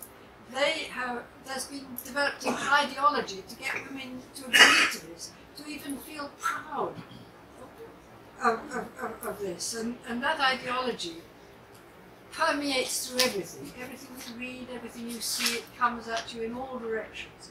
It's less than it was, but it's still there. To be a real woman, strong. Yeah, your home must come first. I mean, you know, some of our very best comrades will say, well, no, I couldn't come, and it's usually the women comrades, I couldn't come to the Central Committee. Why? Because it was my child's birthday.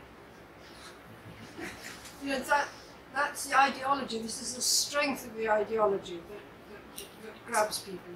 And you don't break away from it by, you know, issuing laws or by anything else. You just have to let it happen at its own pace, because the situation ultimately will demand it, and there'll be no rationality. Some people will be ahead of others, but others will just take their time. What can you do? You see, I'm thinking of Clara Zetkin. Yeah. She mobilized women workers remarkably well.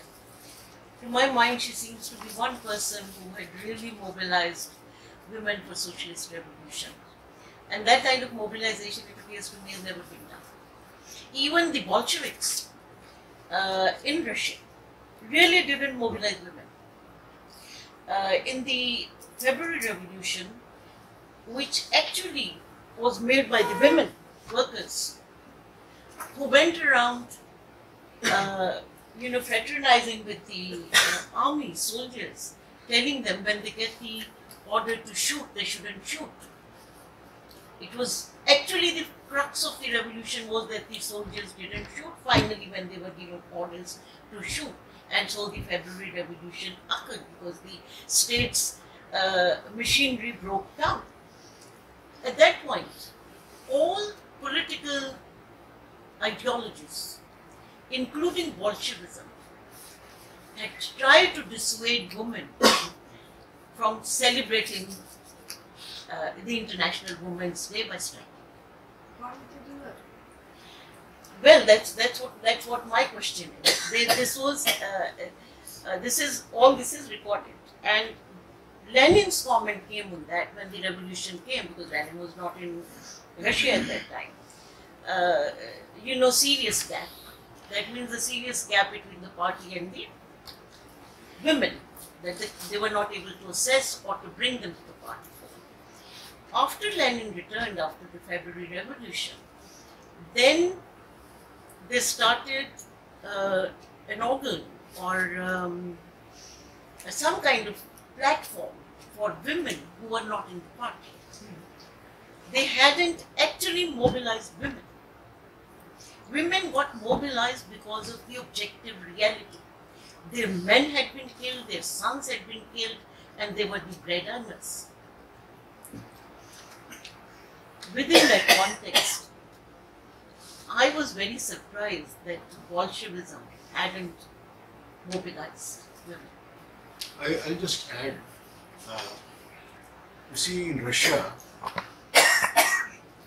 women were not allowed to participate in revolutionary activities in the beginning. Most of them, they went out, learned Marxism, Leninism, came into contact with our ideas, and they played a very important role in organization of the party and in all the democratic movements. We read Gorky's mother, the kind of activities she was able to percolate among the masses, that raised the consciousness of the people to a very high level. So to say that women in Russia did not play an important role, I don't think it's factually correct, because I didn't say that. No, sorry.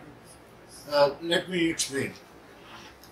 Women during the revolution also, whether it was in 1905 or 1970, February, or they played an equally important role. And every woman who works in the house or she works for the family, the husband is a soldier, she cannot work if there is no background to the family, they are not supported. And just imagine the whole of Russia when it fought Second World War. Women played a very, very important role. And it was because of the counterculture which they were able to create. And that is what is ideology, role of ideology. People say Stalin was not able to have masses with him. This is incorrect. Because Stalin was able to rouse the whole society. Men, women, students, young, old, all they participated. And that's why a very backward society went to the level of very high society, and they defeated all kinds of imperialist and fascist forces. That was because their role was played equally by women and men. And because of underground activities, people don't know the realities of Russia. I think now more things are coming out, and more we know about Stalin as well as Russia. And I'm very sure even in India, democratic movements, large number of women, they come out and they participate in this repression which government is making on people. Whether they are scheduled caste, school tribes, or students, teachers, all walks of life we are finding now. If there is a movement, there is a demand, which is people's demand, then definitely both of them, they come out and protest and fight. Well, I mean, it would certainly be completely un-Marxist for any Communist Party to neglect the question of women. It would be outrageous. It would doom the whole project to failure. So, I don't have enough detailed knowledge to be able to say exactly what happened in the Soviet Union and when, but I know for certain that they would never have had a successful revolution if they had ignored or neglected the women's question. They have not neglected women's question, mind it. The point is that I think they were also in the process of learning. They hadn't been able to mobilize. You see, Lenin remained out of Russia much of this time, during this period. And they were not able to connect to the objective reality in which women had become so militant. It's the militancy of women in February 1917 which created the revolution. And if February hadn't occurred, October would never really have come in the way that it did. But obviously, through Clara Zetkin or whatever, they did have the links that they needed. Yeah. So just a small question. A lot of, I think it was Silvia Federici who raised the point that a large portion by restoration of capitalism happened in Soviet Union was because of the fact that they had not abolished the family or the traditional family structure. Another friend of mine, she also made the same point that they had not socialized the family. There was still nuclear family happening, which reproduced the remaining ideological state apparatus of the capitalist ideology. Do you think that was the case? Is this an ultra-leftist idea?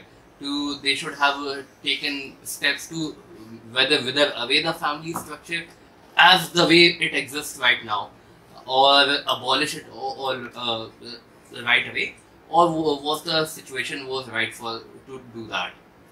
Yes, this was. There is another question. I think there is the corrected question. ये तो पहले कर दें फिर आप बात नहीं करोगे. I think this is the. I believe this is corrected question. Though you have highlighted the thought the men are the enemy, you told about that fact. So how No, do she didn't say that. No, she didn't say No, that. she didn't say No. Feminist movement. Against that.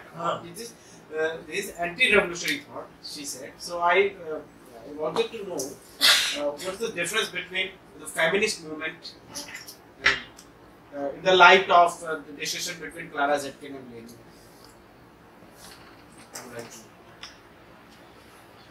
Right, I can answer the first question more easily because it's clear to me what the point is. But this ideology that women's oppression is based on what they call the patriarchal family, and that you have to get rid of the family in order to be liberated.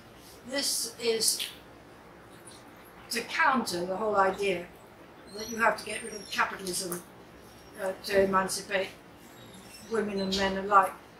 Now, already, the minute that women have the opportunity to go out of the house, to work, to live independently, then the monogamous family, in the traditional sense, has come to an end.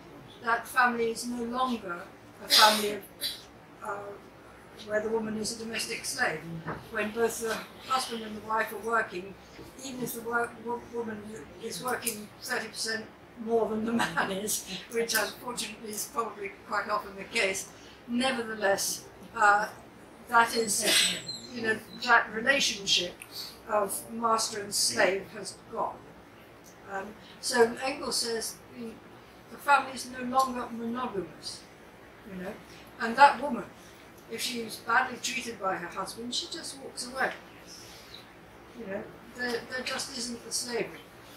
So, do people want to sort of go back to primitive communism and sort of live in communes and, have sex with anybody who happens to be around? Well, I don't think people want that, and much less to have it forced on them. So, in a way, the way people will organise their family relationships in the future, well, we've got to just let that happen. They will make the decisions, we won't make it for them.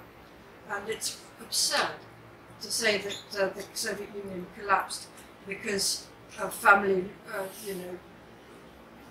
the family was still existed. That is, it's so absurd that you just think about it. We know why the Soviet Union collapsed. It collapsed because they restored the market. You have the revolution in order to get rid of the market, and then the counter-revolution is to restore the market on the grounds that it's more efficient than socialist planning. Absurd. But ultimately the result of restoring the market, unless it's on a very short-term basis in very specific circumstances, is going to be to defeat socialism. So that these people are coming up with forgotten the expression, they kept coming up with false theories. Because they actually want to defend capitalism, they want to defend markets, and so they come up with something which I think almost anybody would say, well, that's nonsense. But then, of course, they use very long words and wash it a bit. Well, lots of ologies. Yeah. And you know, it sounds as if they're all frightfully learned. And you know, you think, oh well, you know, they must have studied this question. I can't understand a word they're saying, but their conclusions. They must have some basis. Yeah. But of course, they don't. They are actually counter-revolutionary concoctions. And I sometimes wonder whether they're somebody sitting there in the offices of the MI5 or the CIA actually making them up. Or you can just imagine young students coming up and being given a new job and said, right, well, your job is to get together and dream up a theory, a ridiculous theory, which we can get people to accept. Well, they did that with Foucault also, I suppose. Like CIA was playing along with the idea of a Foucault to counter the whole dialectical materialism. So yes, that did happen. So, see, Marx in the Communist Manifesto has described what the capitalist system has done to women and what is their understanding about women as a commodity. Women, how they exploit women in common also. Marx has condemned this because he and later Engels and Marx, from his works it appears that relation of men and women are based on equality, love and understanding.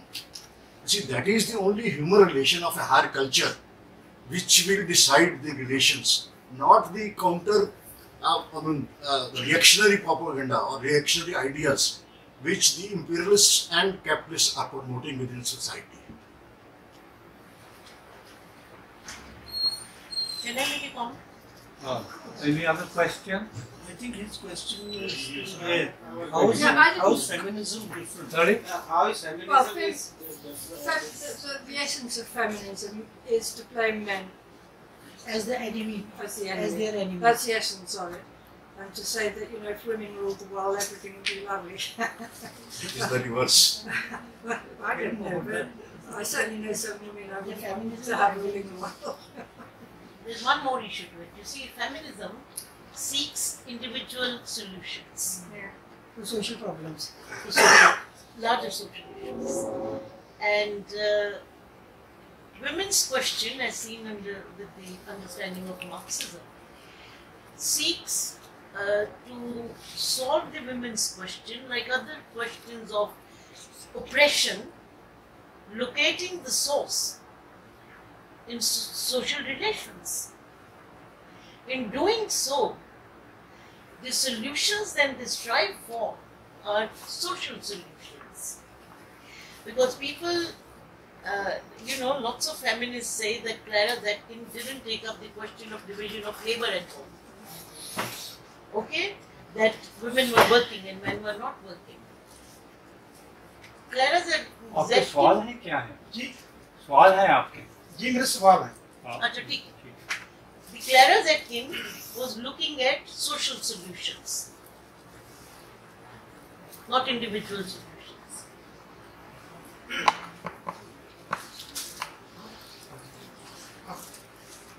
आपके आप सवाल रखिए. Thank you.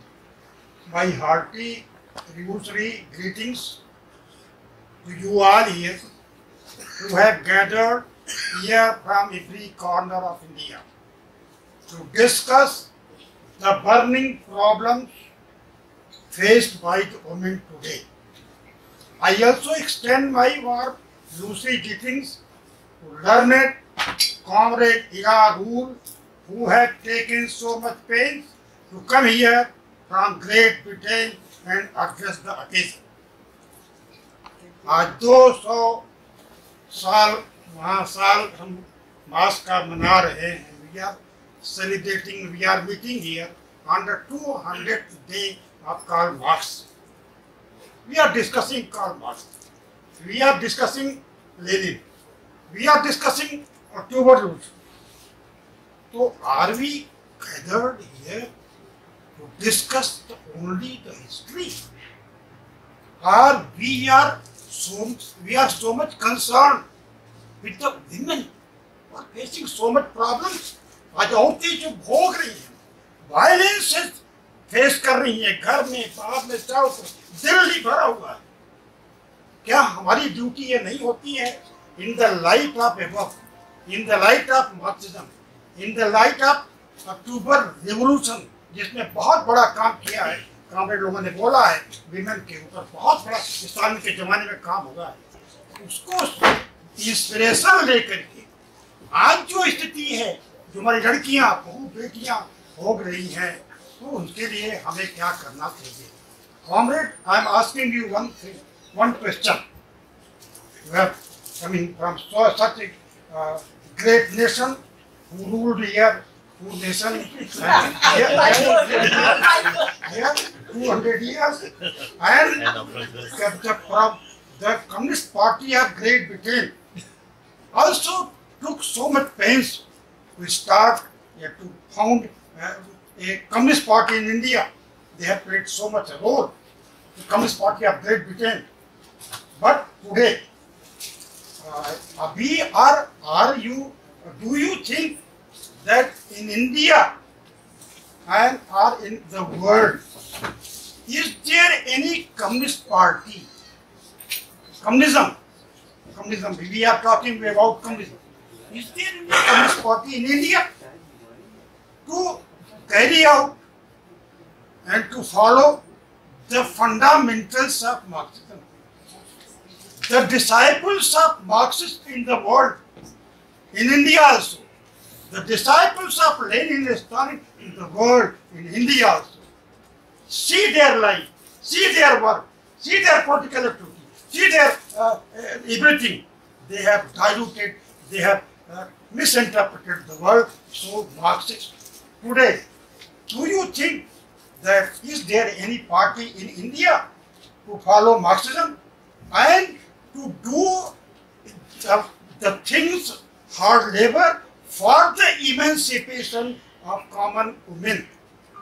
2% in India, 2% of women in India have been managed to, they have, the ruling classes in India, they have captured, and they are working as the tool in the government machinery today to exploit women in India. So I want to ask one question. In the world, is there any international like Stalin, like Mao, like Third International? And in India, do you think that any communist party in India is following the Marxism and Leninism and their fundamentals? That's one thing. And this is my mistake. Now, I am asking one question. Do you think in India, where we are sitting here, there is any real communist party, Bolshevik party, who are carrying out the ideological fundamentals of Marxism in India, and they are also, because we are international, in the world, is there any international? Thank you. Thank you for your question. So I hope Ella will refer to the question of the women question and the question here. Okay, well, thank you very much. I appreciate your greetings, and I shall convey them to my party as well as to the Stalin Society in London. I think we have to recognize that the victory of revisionism in the Soviet Union has done incredible damage to the communist movement. But unfortunately, in historical terms, even if we go through 50 or 100 years of reaction, humanity can't help progressing. It doesn't progress in a straight line. It progresses in zigzags. And sometimes you have a setback and it takes a long time to be able to rebuild. And even a setback is something that we can learn from. Those mistakes that led to the collapse of the Soviet Union, we have been alerted to it now. I have to say, it seems to be people a little bit slower to learn the lessons. It is clear to me that people fell for the concept of market socialism, which is a total 100% abortion. It's not socialism, it's not capitalism, it's a failure. But even today, most communist parties, parties that call themselves communist, are still soft on market socialism.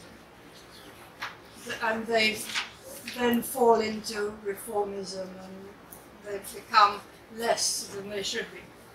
However, you know, for those people who are fortunate enough to have come across a correct analysis and to have understood it, their duty is clear.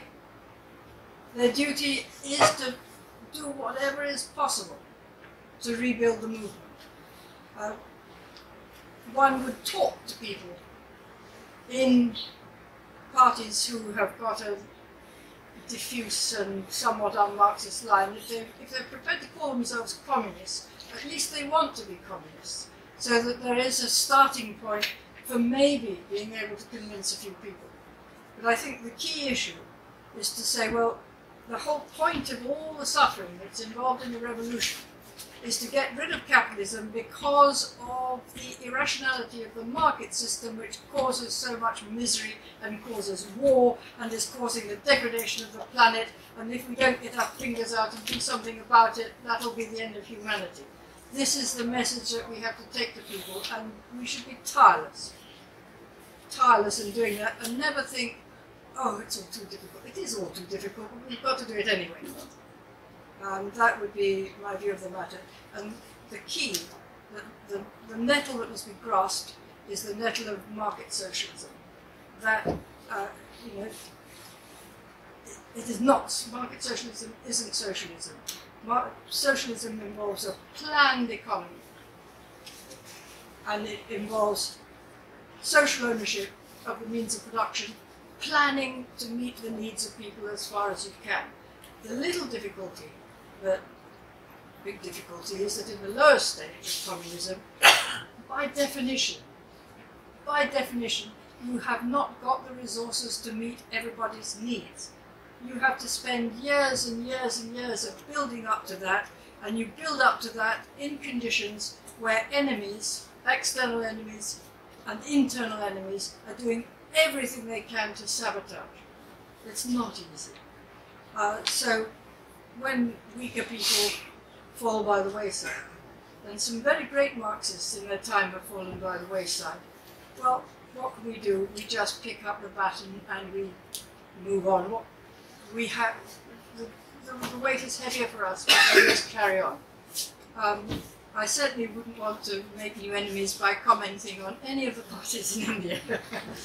I shall leave you to fight those particular battles. Decide for yourself. Understand. You have to understand the Indian reality and choose the best party. Are there any other questions? बहुत सारे लोग हैं जिन्होंने सवाल भी उठाया, तो कोई सवाल है तो बताइए. I have a question. हाँ. I want to ask a question अरे हो जाइए related to all of you. We are talking about women empowerment. Am I right? We are not talking about women's empowerment. We are talking about women's emancipation. Women's emancipation. Okay. So maybe it's not related to that, but first of all, if we talk about women emancipation. That's so. It's first of all, I think that women have to free related to mentally or physically from mind. If they are not free from the mindset, and they how will think about that, and how they will women sorry what the word Emancipation. नारी मुक्ति नारी मुक्ति से मतलब कि कैसे वो जोड़ पाएगी खुद को, और अगर उसका मेंटली जो भी मतलब कि थिंकिंग है अगर वही चेंज नहीं होता है, बिकॉज अभी के टाइम में हम देखें तो वुमेन जो है वो मेंटली काफ़ी ज़्यादा टॉर्चर है, ठीक है। सो लास्ट टाइम में हमने ये भी डिस्कस किया कि 1917 से अब तक मतलब कि लास्ट 100 ईयर्स में कैसे धीरे धीरे नारी मुक्तिकरण में चेंजेस आया और वो वुमेन्स में। तो इस तरह से क्या अब पॉसिबल है जो कि लास्ट 100 ईयर्स में हमने किया उस तरह से अब वर्क करना क्या पॉसिबल है? जैसे कि उस टाइम मार्क्स के कुछ पॉइंट ऑफ व्यूज थे, जो भी लॉज थे उनके या फिर जो भी स्टालिन के थे, तो उसको इजीली हम अंडरस्टूड करके क्या उसको अभी फॉलो कर सकते हैं? अभी मतलब कि उसको जो भी इश्यूज हमारे करंटली इन इंडिया में प्रेजेंट है वुमेन्स को लेकर के, क्या उसमें हम नारी को मुक्ति दिला सकते हैं? जो भी हम अभी बात कर रहे हैं लाइक डोमेस्टिक वर्क से, डोमेस्टिक वर्क पे भी अगर हम वुमेन को नारी मुक्ति की बात करते हैं तो फर्स्ट ऑफ ऑल अगर उन्हें डोमेस्टिक फ्री हम करना चाहें डोमेस्टिक वर्क से, तो उससे पहले जरूरी है कि हम उनको मेंटली प्रिपेयर करें और मेंटली फ्री होने करें, ताकि उनके जो थॉट है वो सीधे की सीधा नारी मुक्तिकरण की तरफ ही मूव ऑन। आपका सवाल क्या है? मेरा ये है कि जो मतलब कि लास्ट 100 ईयर में हमने जो प्रिंसिपल फॉलो किए हैं मार्क्स के या फिर स्टालिन के, सो क्या वो आने वाले ईयर्स में हम उसको इम्प्लीमेंट कर सकते हैं नारी मुक्ति के लिए? देखो बेटा, जो आपने कहा है इसका जवाब मेरे पास भी है। जो कार्ड हमारे इंडिया में तो मार्क्स ज़्यादा लोगों को समझ ही नहीं आया कि मार्क्स ने लिखा क्या था। बहुत ज़्यादा कन्फ्यूजन लोगों को रहा, क्योंकि मैंने खुद मार्क्स की जब किताब पढ़ी वॉल्यूम 1 हम लोगों ने बहुत साल पहले शुरू की थी तो बंद करके रख दी थी, बहुत मुश्किल लगी। और मेरे को ये लगा भी हमारे समाज में क्रांति क्यों नहीं हुई, क्योंकि हम कारमाल समझ नहीं पाए, इतना एब्स्ट्रैक्ट एनालिसिस था। पर बाई चांस मुझे पढ़ाने का मौका मिला तो मैंने धीरे धीरे धीरे धीरे उसे एक एक लाइन समझना शुरू की, तो मुझे समझ आया कि वो क्या कह रहे थे। जो हमारे नेता उस ज़माने में CPI के लोग समझ जाते तो शायद हमारे कंट्री में भी क्रांति होती, रशिया की तरह क्रांति हो जाती। भगत सिंह को जब समझ आया तो वो फांसी पे ही चढ़ रहा था, चढ़ा ही दिया गया एक दिन। इसका मतलब क्या था, जब लोगों को थोड़ा समझ आना शुरू हुआ था तो हम लोगों को तो समझ आया नहीं, क्योंकि हमें कभी पढ़ाया नहीं गया। तो इसका मतलब क्या था, जो मार्क्स को हम समझ जाएं, ध्यान से समझ जाएं, तो मुक्ति की तो ज़रूरत है और मुक्ति होगी। और उसके लिए एंगल्स ने भी एक जगह लिखा था कि ये जो पढ़ाई है, जो एजुकेशन, जो आप मेंटालिटी की बात कर रहे हैं, उस मेंटालिटी को वर्किंग क्लास को लड़ के हासिल करना पड़ेगा। उस एजुकेशन को वर्किंग क्लास को लड़ के हासिल करना पड़ेगा। कोई कैपिटलिस्ट क्लास वो एजुकेशन नहीं देगी। इसका मतलब क्या है, जो एजुकेटेड लोग हैं और जो अपने आप को समझते हैं कि हमारा कंसर्न है टुवर्ड्स सोसाइटी, वो खुद जाके वर्किंग क्लास को एजुकेट करेंगे, तब वो चेंज आएगा। मेंटालिटी चेंज होगी और हो भी रही है। और उसे चेंज करने के लिए एक अगुआ दस्ता की ज़रूरत होती है, एक वैनगार्ड पॉलिटिकल पार्टी की ज़रूरत होती है जो एजुकेट करेगी। और वो तो एजुकेटेड मिडिल क्लास जिनको एजुकेशन हो गई और दिमाग में आ गया कि जो सिस्टम चल रहा है वो ठीक नहीं है, क्योंकि एजुकेटेड मिडिल क्लास के अंदर भी एक ब्राइब्ड लेबर ब्यूरोक्रेसी होती है जो अपने आप को वर्किंग क्लास समझती ही नहीं, चाहे वो वर्किंग क्लास है। जब तक वो एजुकेशन नहीं होगी तो मेंटालिटी फ्री मेंटालिटी नहीं पैदा हो सकती है। उसके लिए तो सबका ही एजुकेटेड लोगों का, और जिन लोगों को इस ज़रूरत की समझ आ चुकी है कि समाजवाद के बिना मुक्ति नहीं हो सकती, ना नारी ना पूरे समाज की। Exploitation can end of man by man, जब तक एंड नहीं होगा exploitation of women will never come to an end. जिनको समझ आएगा वो लड़ेंगे और वो ही एजुकेट करेंगे, वो मेंटालिटी भी पैदा करेंगे और उसकी ज़रूरत बहुत ज़्यादा पूरे वर्ल्ड में ज़रूरत है। इस टाइम हर कंट्री में एक्सप्लॉयटेशन है, चाहे वो अमेरिका है, गन लॉबी जो भी उनका है, तो हर रोज़ गोली चलती है, कहीं भी कोई बच्चा मर जाता है। ये इंडिया है, कोई भी रोड रेज में मर जाता, किसी भी तरह से मरता है। जब लोगों को समझ आ जाएगी पूरा समाज इसके बिना नहीं जी सकता है, इस सिस्टम के बिना। अभी तो शायद सीलिंग के कारण कुछ व्यापारियों को भी समझ आ जाएगी कि सीलिंग सिर्फ गवर्नमेंट उनके लिए भी नहीं है, वो सिर्फ एक कैपिटलिस्ट और इंपीरियलिस्ट फोर्सेस के लिए है। तो आंखें खुल जाएंगी, सबको समझ आएगी, तो लोग लड़ेंगे, लड़ने की उनकी जरूरी है। सवाल फॉरवर्ड कर दिया गया। मेरी एक सवाल का जवाब नहीं है। आपका सवाल का जवाब आ गया है कि क्या देश में ऐसी कोई हाँ ऐसे है एक तो आपका बाद में सवाल करेंगे। ये आप शॉर्ट में इनका सवाल इंग्लिश में कर सकते हैं जिस साथी ने प्रोट से दिया है लड़के ने How can we change the mentality of women? Consciousness. Consciousness of these answers. मेरा रिक्वेस्ट है क्वेश्चन आंसर हो क्योंकि अगर हम सब बोलेंगे मैं भी बहुत सारी चीजें बोलना चाहता हूँ शांत रहता हूँ क्योंकि स्पीकर से सवाल पूछने वाले हैं ठीक है तो that is this question Yes, people's consciousness is created by the circumstances in which they live. We are asking them to project forward to a society into which they don't yet live. And what we have to direct their consciousness towards is their class interests. And once they understand their class interests, they recognize them. You know, this is the strange thing. You can very often, you don't know what the truth is, your mind is confused, but somebody gives you the right answer and you recognize, that's right. So we have to be there to talk to people, to help them gain that class consciousness. Because sooner or later, the truth will be recognized. I think the Sikhs say, Sat Sri Akal, the truth will always be shown. And it's true. But it's our job to take the truth to the people. Thank you. जिन्होंने पहले अभी सवाल नहीं दिया उनको पहली बार देते हैं please in the light of this feminist movement and the so-called women's empowerment movement, which is very decorative in their terms, how do we, I mean, these terms are very well receptive to the peoples. Then when we talk about women's emancipation at the societal level, this feminism and women's empowerment is more kind of receptive to the women, it seems like. So I would like to take a suggestion that how do we penetrate in this kind of situation to the masses?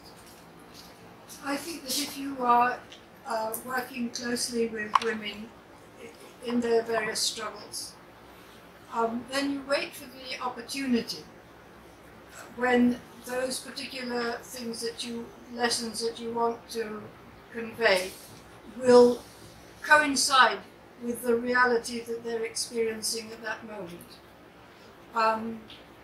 So,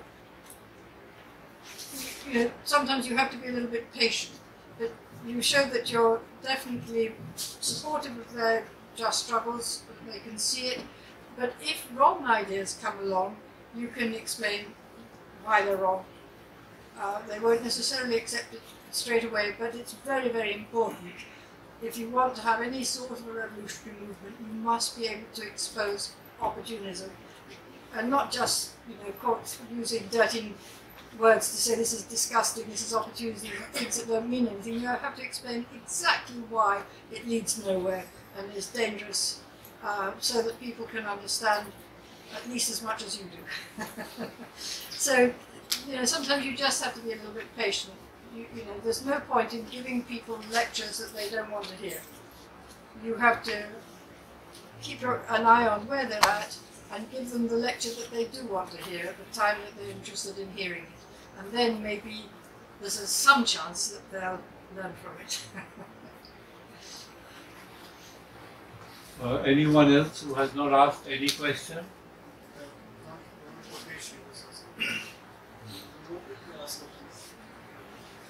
तो आजाद madam की बात पर थोड़ा सा जो madam ने भी बोला थोड़ा सा बोलना है मैडम सॉरी जो मैडम मैं सूर्य आपका नाम नहीं वो तो आप बाद में करना ये होने के बाद जो फॉर्मेलिटी है स्पीकर और क्वेश्चन आंसर वो थोड़ा सा फॉलो करेंगे तो अच्छा होगा I'm quite happy for him to ask questions of these learned ladies. They're very good. Yeah, I agree. I agree very much. So आप रखिए सवाल इनसे। तो आप you are being asked one question. जो आपने बात रखी थी वो इसलिए नहीं हो पाई और वो गलत है। आपका सोचना कि मिडिल क्लास, जो अपर मिडिल क्लास में, अपर कास्ट मिडिल क्लास, बैठने मत करिए, वो ठीक हो जाएगा। मैंने अपनी आंखों से 91 में जब ओबीसी का रिजर्वेशन हुआ, ब्राह्मणिकल फोर्स को दलित और ओबीसी यूथ को जलाते हुए देखा, जलवाते हुए। एक सेकंड, नहीं मैं आपकी बात में आ रहा हूँ। और वो सीपीआई सीपीएम के लोगों को भी उसमें इन्वॉल्व होते देखा है। क्योंकि ऐसा अगर होता तो ये मतलब, क्योंकि आप जब भी किसी सोसाइटी का निर्माण करेंगे और ऐसी सोसाइटी का जो इक्वलिटी के आधार पे हो, तो उसमें उनको कुछ, इवन इंक्लूडिंग वुमेन, जो अप्रेस्ड क्लास है, उसको कुछ ना कुछ रिजर्वेशन या कुछ ना कुछ देंगे। वही वीपी सिंह के टाइम में हुआ था, वही SC ST even Simon commission ने किया था। तो विरोध किस बात का है? सीपीएम आज का उसका एजेंडा है। मैंने उसका उनका एक जगह पढ़ा है कि जो रिजर्वेशन की बात है, ये पूंजीवाद के लोग उसको सोसाइटी को डिवाइड करने के लिए ऐसा इतने निचले स्तर की सोच जो सेक्शन ऑफ पार्टी के लोग रखेंगे, तो वो कहाँ होगा। तो इसलिए मेरा ये कहना है आपकी उस बात पर कि क्योंकि यहाँ दोबारा से रीथिंक करना पड़ेगा। जो ये वाला क्वेश्चन है उसको रीथिंक करके और उसमें कास्ट इन्वॉल्व करके और तब जा करके उसको एड्रेस करना पड़ेगा, नहीं तो वो कोई एड्रेस नहीं हो पाएगा। और जो 2 तारीख को हुआ है, जो भारत बंद, ये शायद पहली आज़ादी की लड़ाई मेरे हिसाब से होनी चाहिए। इससे पहले कोई आज़ादी की लड़ाई लड़ी नहीं हुई। जो आप कह रहे हैं कि कास्ट क्वेश्चन जो आजकल बर्निंग क्वेश्चन है इस टाइम रिजर्वेशन नहीं, मैं 91 से और उससे पहले से बात कर रहा हूँ, साइमन कमीशन के टाइम आप बात कर रहे हैं। तो मतलब बेसिकली जो एजुकेटेड लोग हों, बेसिकली जो आप कोई भी पॉलिटिकल व्यू किसी भी पार्टी का हो, बेसिकली ये डिवाइसिव पॉलिसी क्यों कहलाई जाती है? बिकॉज लोगों को जो पूरी तरह से एजुकेशन मिल जाए, राइट टू एम्प्लॉयमेंट चाहिए, राइट टू वर्क चाहिए, चाहे whether you are physically abled, disabled, skilled, semi skilled, unskilled, because everyone has a stomach and everyone feels hungry and everyone requires the basic needs met and everyone requires medical facilities as well. So if people can be educated and they can understand that these are their basic requirements for which there should be no question of whether this man from this caste should get, or this person from this job should get. Everyone must have a right, and that right can be ensured for the working class only under socialism, not under capitalism in any way. So since it cannot be ensured, so this is a divisive policy of the ruling class, even the present ruling class. There are no jobs in India. The world over, the jobs are being cut down. Whether it is America, whether it is Great Britain, whether it is any country of the world, jobs are not there because the economic logic of neoliberalism is fiscal balance. Fiscal deficit should be minimum. And what is fiscal deficit should be minimum? The basic idea is government should withdraw from economic activities. And what are the activities from which the governments are most likely to withdraw? From education and health. Even Britain, they want to withdraw, the government wants to withdraw from National Health Service. We want our health facilities to be provided by government, and because they find it is very expensive, they don't want to spend on that. So basically, governments world over, they do not want to spend on welfare of the people. But our need is the government should spend, and that can be ensured under socialism. They are on defense. They are on the defense. 70 to 80% on defense. 80% money is spent on defense, that is not spent on education. 1% is spent, and even 1% as such. And in India, the government is withdrawing from public expenditure on education, which means our Delhi University is being destroyed currently, which was a very good experience to me for having taught for 44 years. And my husband also taught over there for 43 years, 44 years we taught both of us. So the government, how does it destroy an institution? First, you don't bother whether teachers are teaching or not. No, don't ensure accountability. Appoint your teachers who are coming from various political classes, send them inside, and then slowly and slowly the degradation starts. This is how DTC was destroyed. This is how Delhi Vidyut Board was destroyed. This is how Delhi University is being destroyed. No accountability of the employees for the public sector jobs which they are enjoying and which are very, very much job which will provide security, which will provide livelihood, which give you self-esteem. Those jobs are being destroyed systematically by the governments all over the world. Now there are no jobs. The jobs are not there, but the reservation issue is a burning issue. When the jobs are not there, why are you making people fight on reservation? There are no jobs. I'm very sure, as having taught economics for the last 44 years, the jobs are not there. The governments are just dividing one after another, Congress, BJP, all governments, and everyone is divided because there is funds are not being made available for expenditure on education, for expenditure on health, for expenditure on public welfare activities, even for transportation or even for now the maximum expenditure on petrol which is there, diesel which is there, which is imported, maximum import bill is on these things. But then in 1980s we were also given car loans. Why? First the bus service was made less regular and I could never reach my college in time. Buses will come, the drivers will come, shake their hand, bye bye, you are on the road, don't bother. Achha. And then the loans were being offered. If I tell you how the destruction has been brought about, I have a very practical experience. Loan was given for 20 years. Amount of money was 500 rupees per month. So that is how the cars were changed. I have one point to make. Either we talk on the question. It is very interesting discussion, but it is a little off topic. Okay? Yes, because he asked. I know, but he should not have asked those. Yeah, he should not have asked. I apologize. I shouldn't have interfered with the chair. If there is any question on the theme of today's discussion, please, we can ask it, or if there is no question, then just wind up and continue the discussion. No, I have a suggestion. Comrade Poonam has been working in the women's sector for quite a long time. She should comment a little bit or ask some questions. She is associated with the women's organization. No problem. Why is she remaining silent? That's a big question. That's a question. She's recorded everything. No, that's why. Nothing is recorded. Which organization, please? I'm from Pragatishil Mahila Sangathan Delhi. In English? Pragatishil Mahila Sangathan Delhi. In English? Progressive Organization Yes. for Women. So she was there, right next to you, and she's simply watching. What to say? But she was very supportive. Yeah. I felt this is a friend. All our friends here. Yeah. I'm also concerned with the I'm shutting down the meeting. Would you like to say something? Any questions? We can continue the discussion. No question as such. I'm shutting down the I meeting. have one question. From where shall we start today on women's question? So where should we start today? Yes, on women's question. If we want mobilization, we have to mobilize women to come out on the streets. What are the issues which will bring women out on the street today?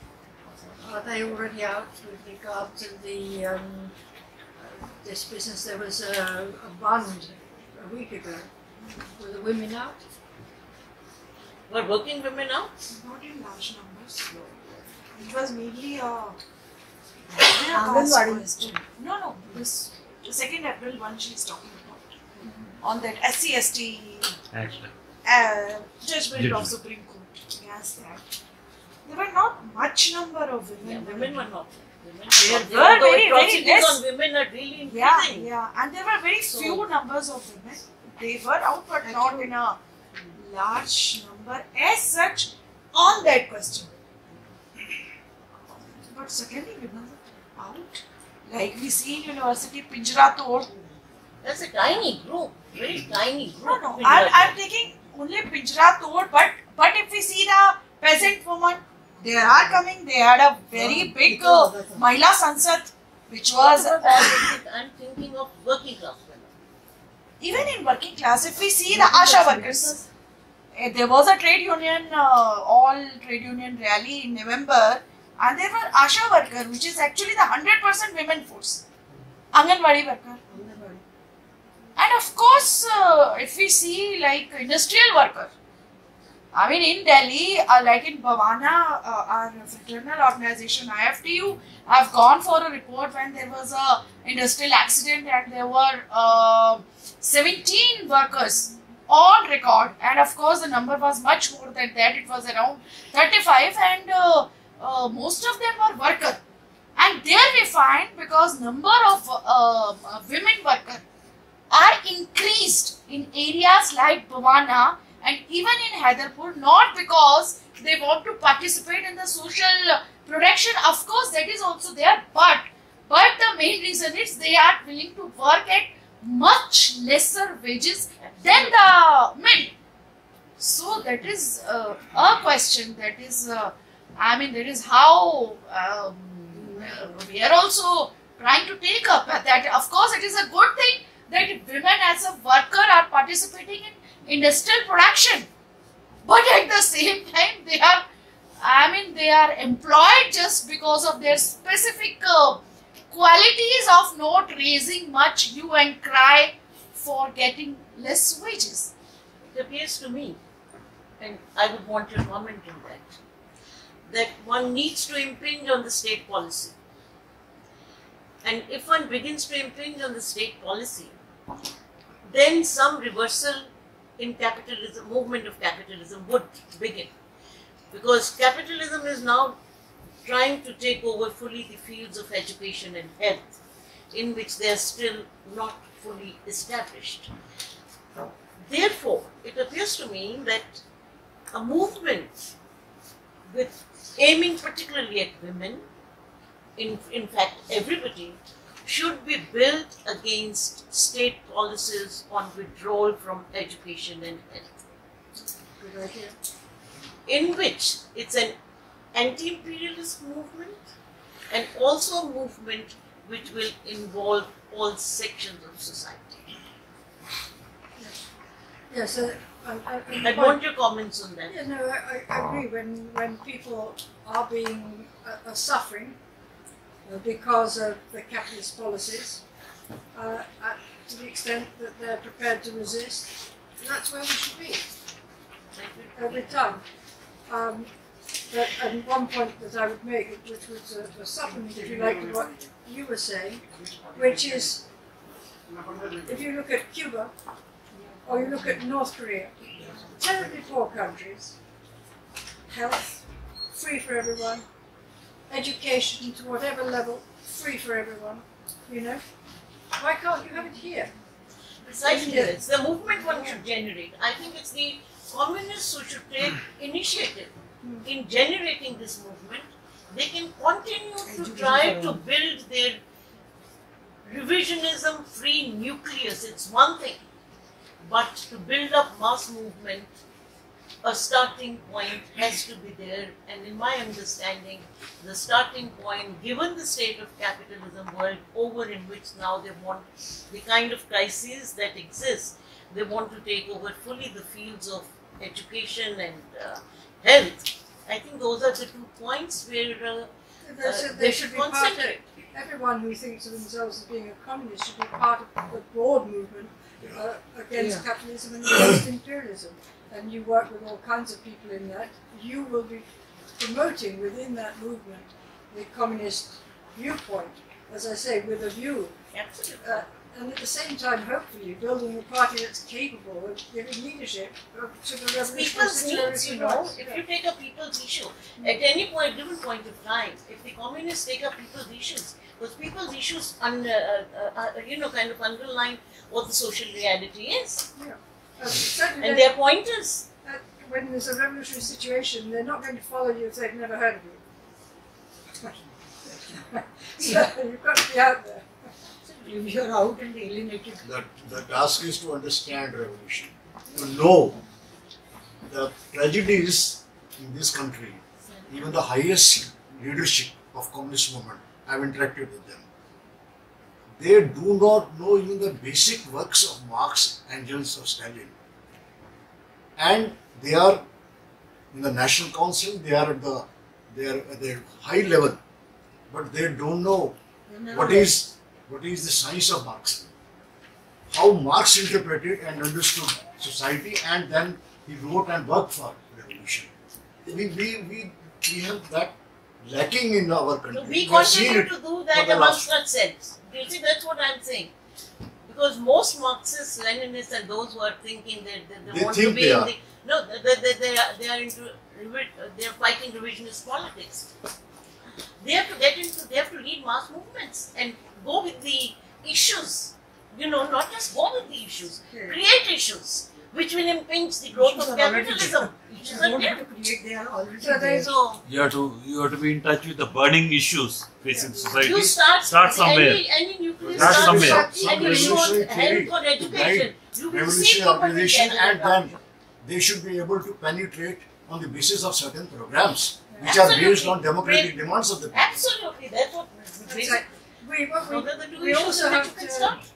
We also have to remember that we don't want to offer to the working class an ignorant leadership. Two go together, You're taking the point simultaneous. now. Simultaneous. That's Between the what two the goals. two things goes hand in hand. That's right. You can't have a movement. There is need for without theory and practice. theory Blind and cannot theory lead and practice. people. Yeah. They are blind.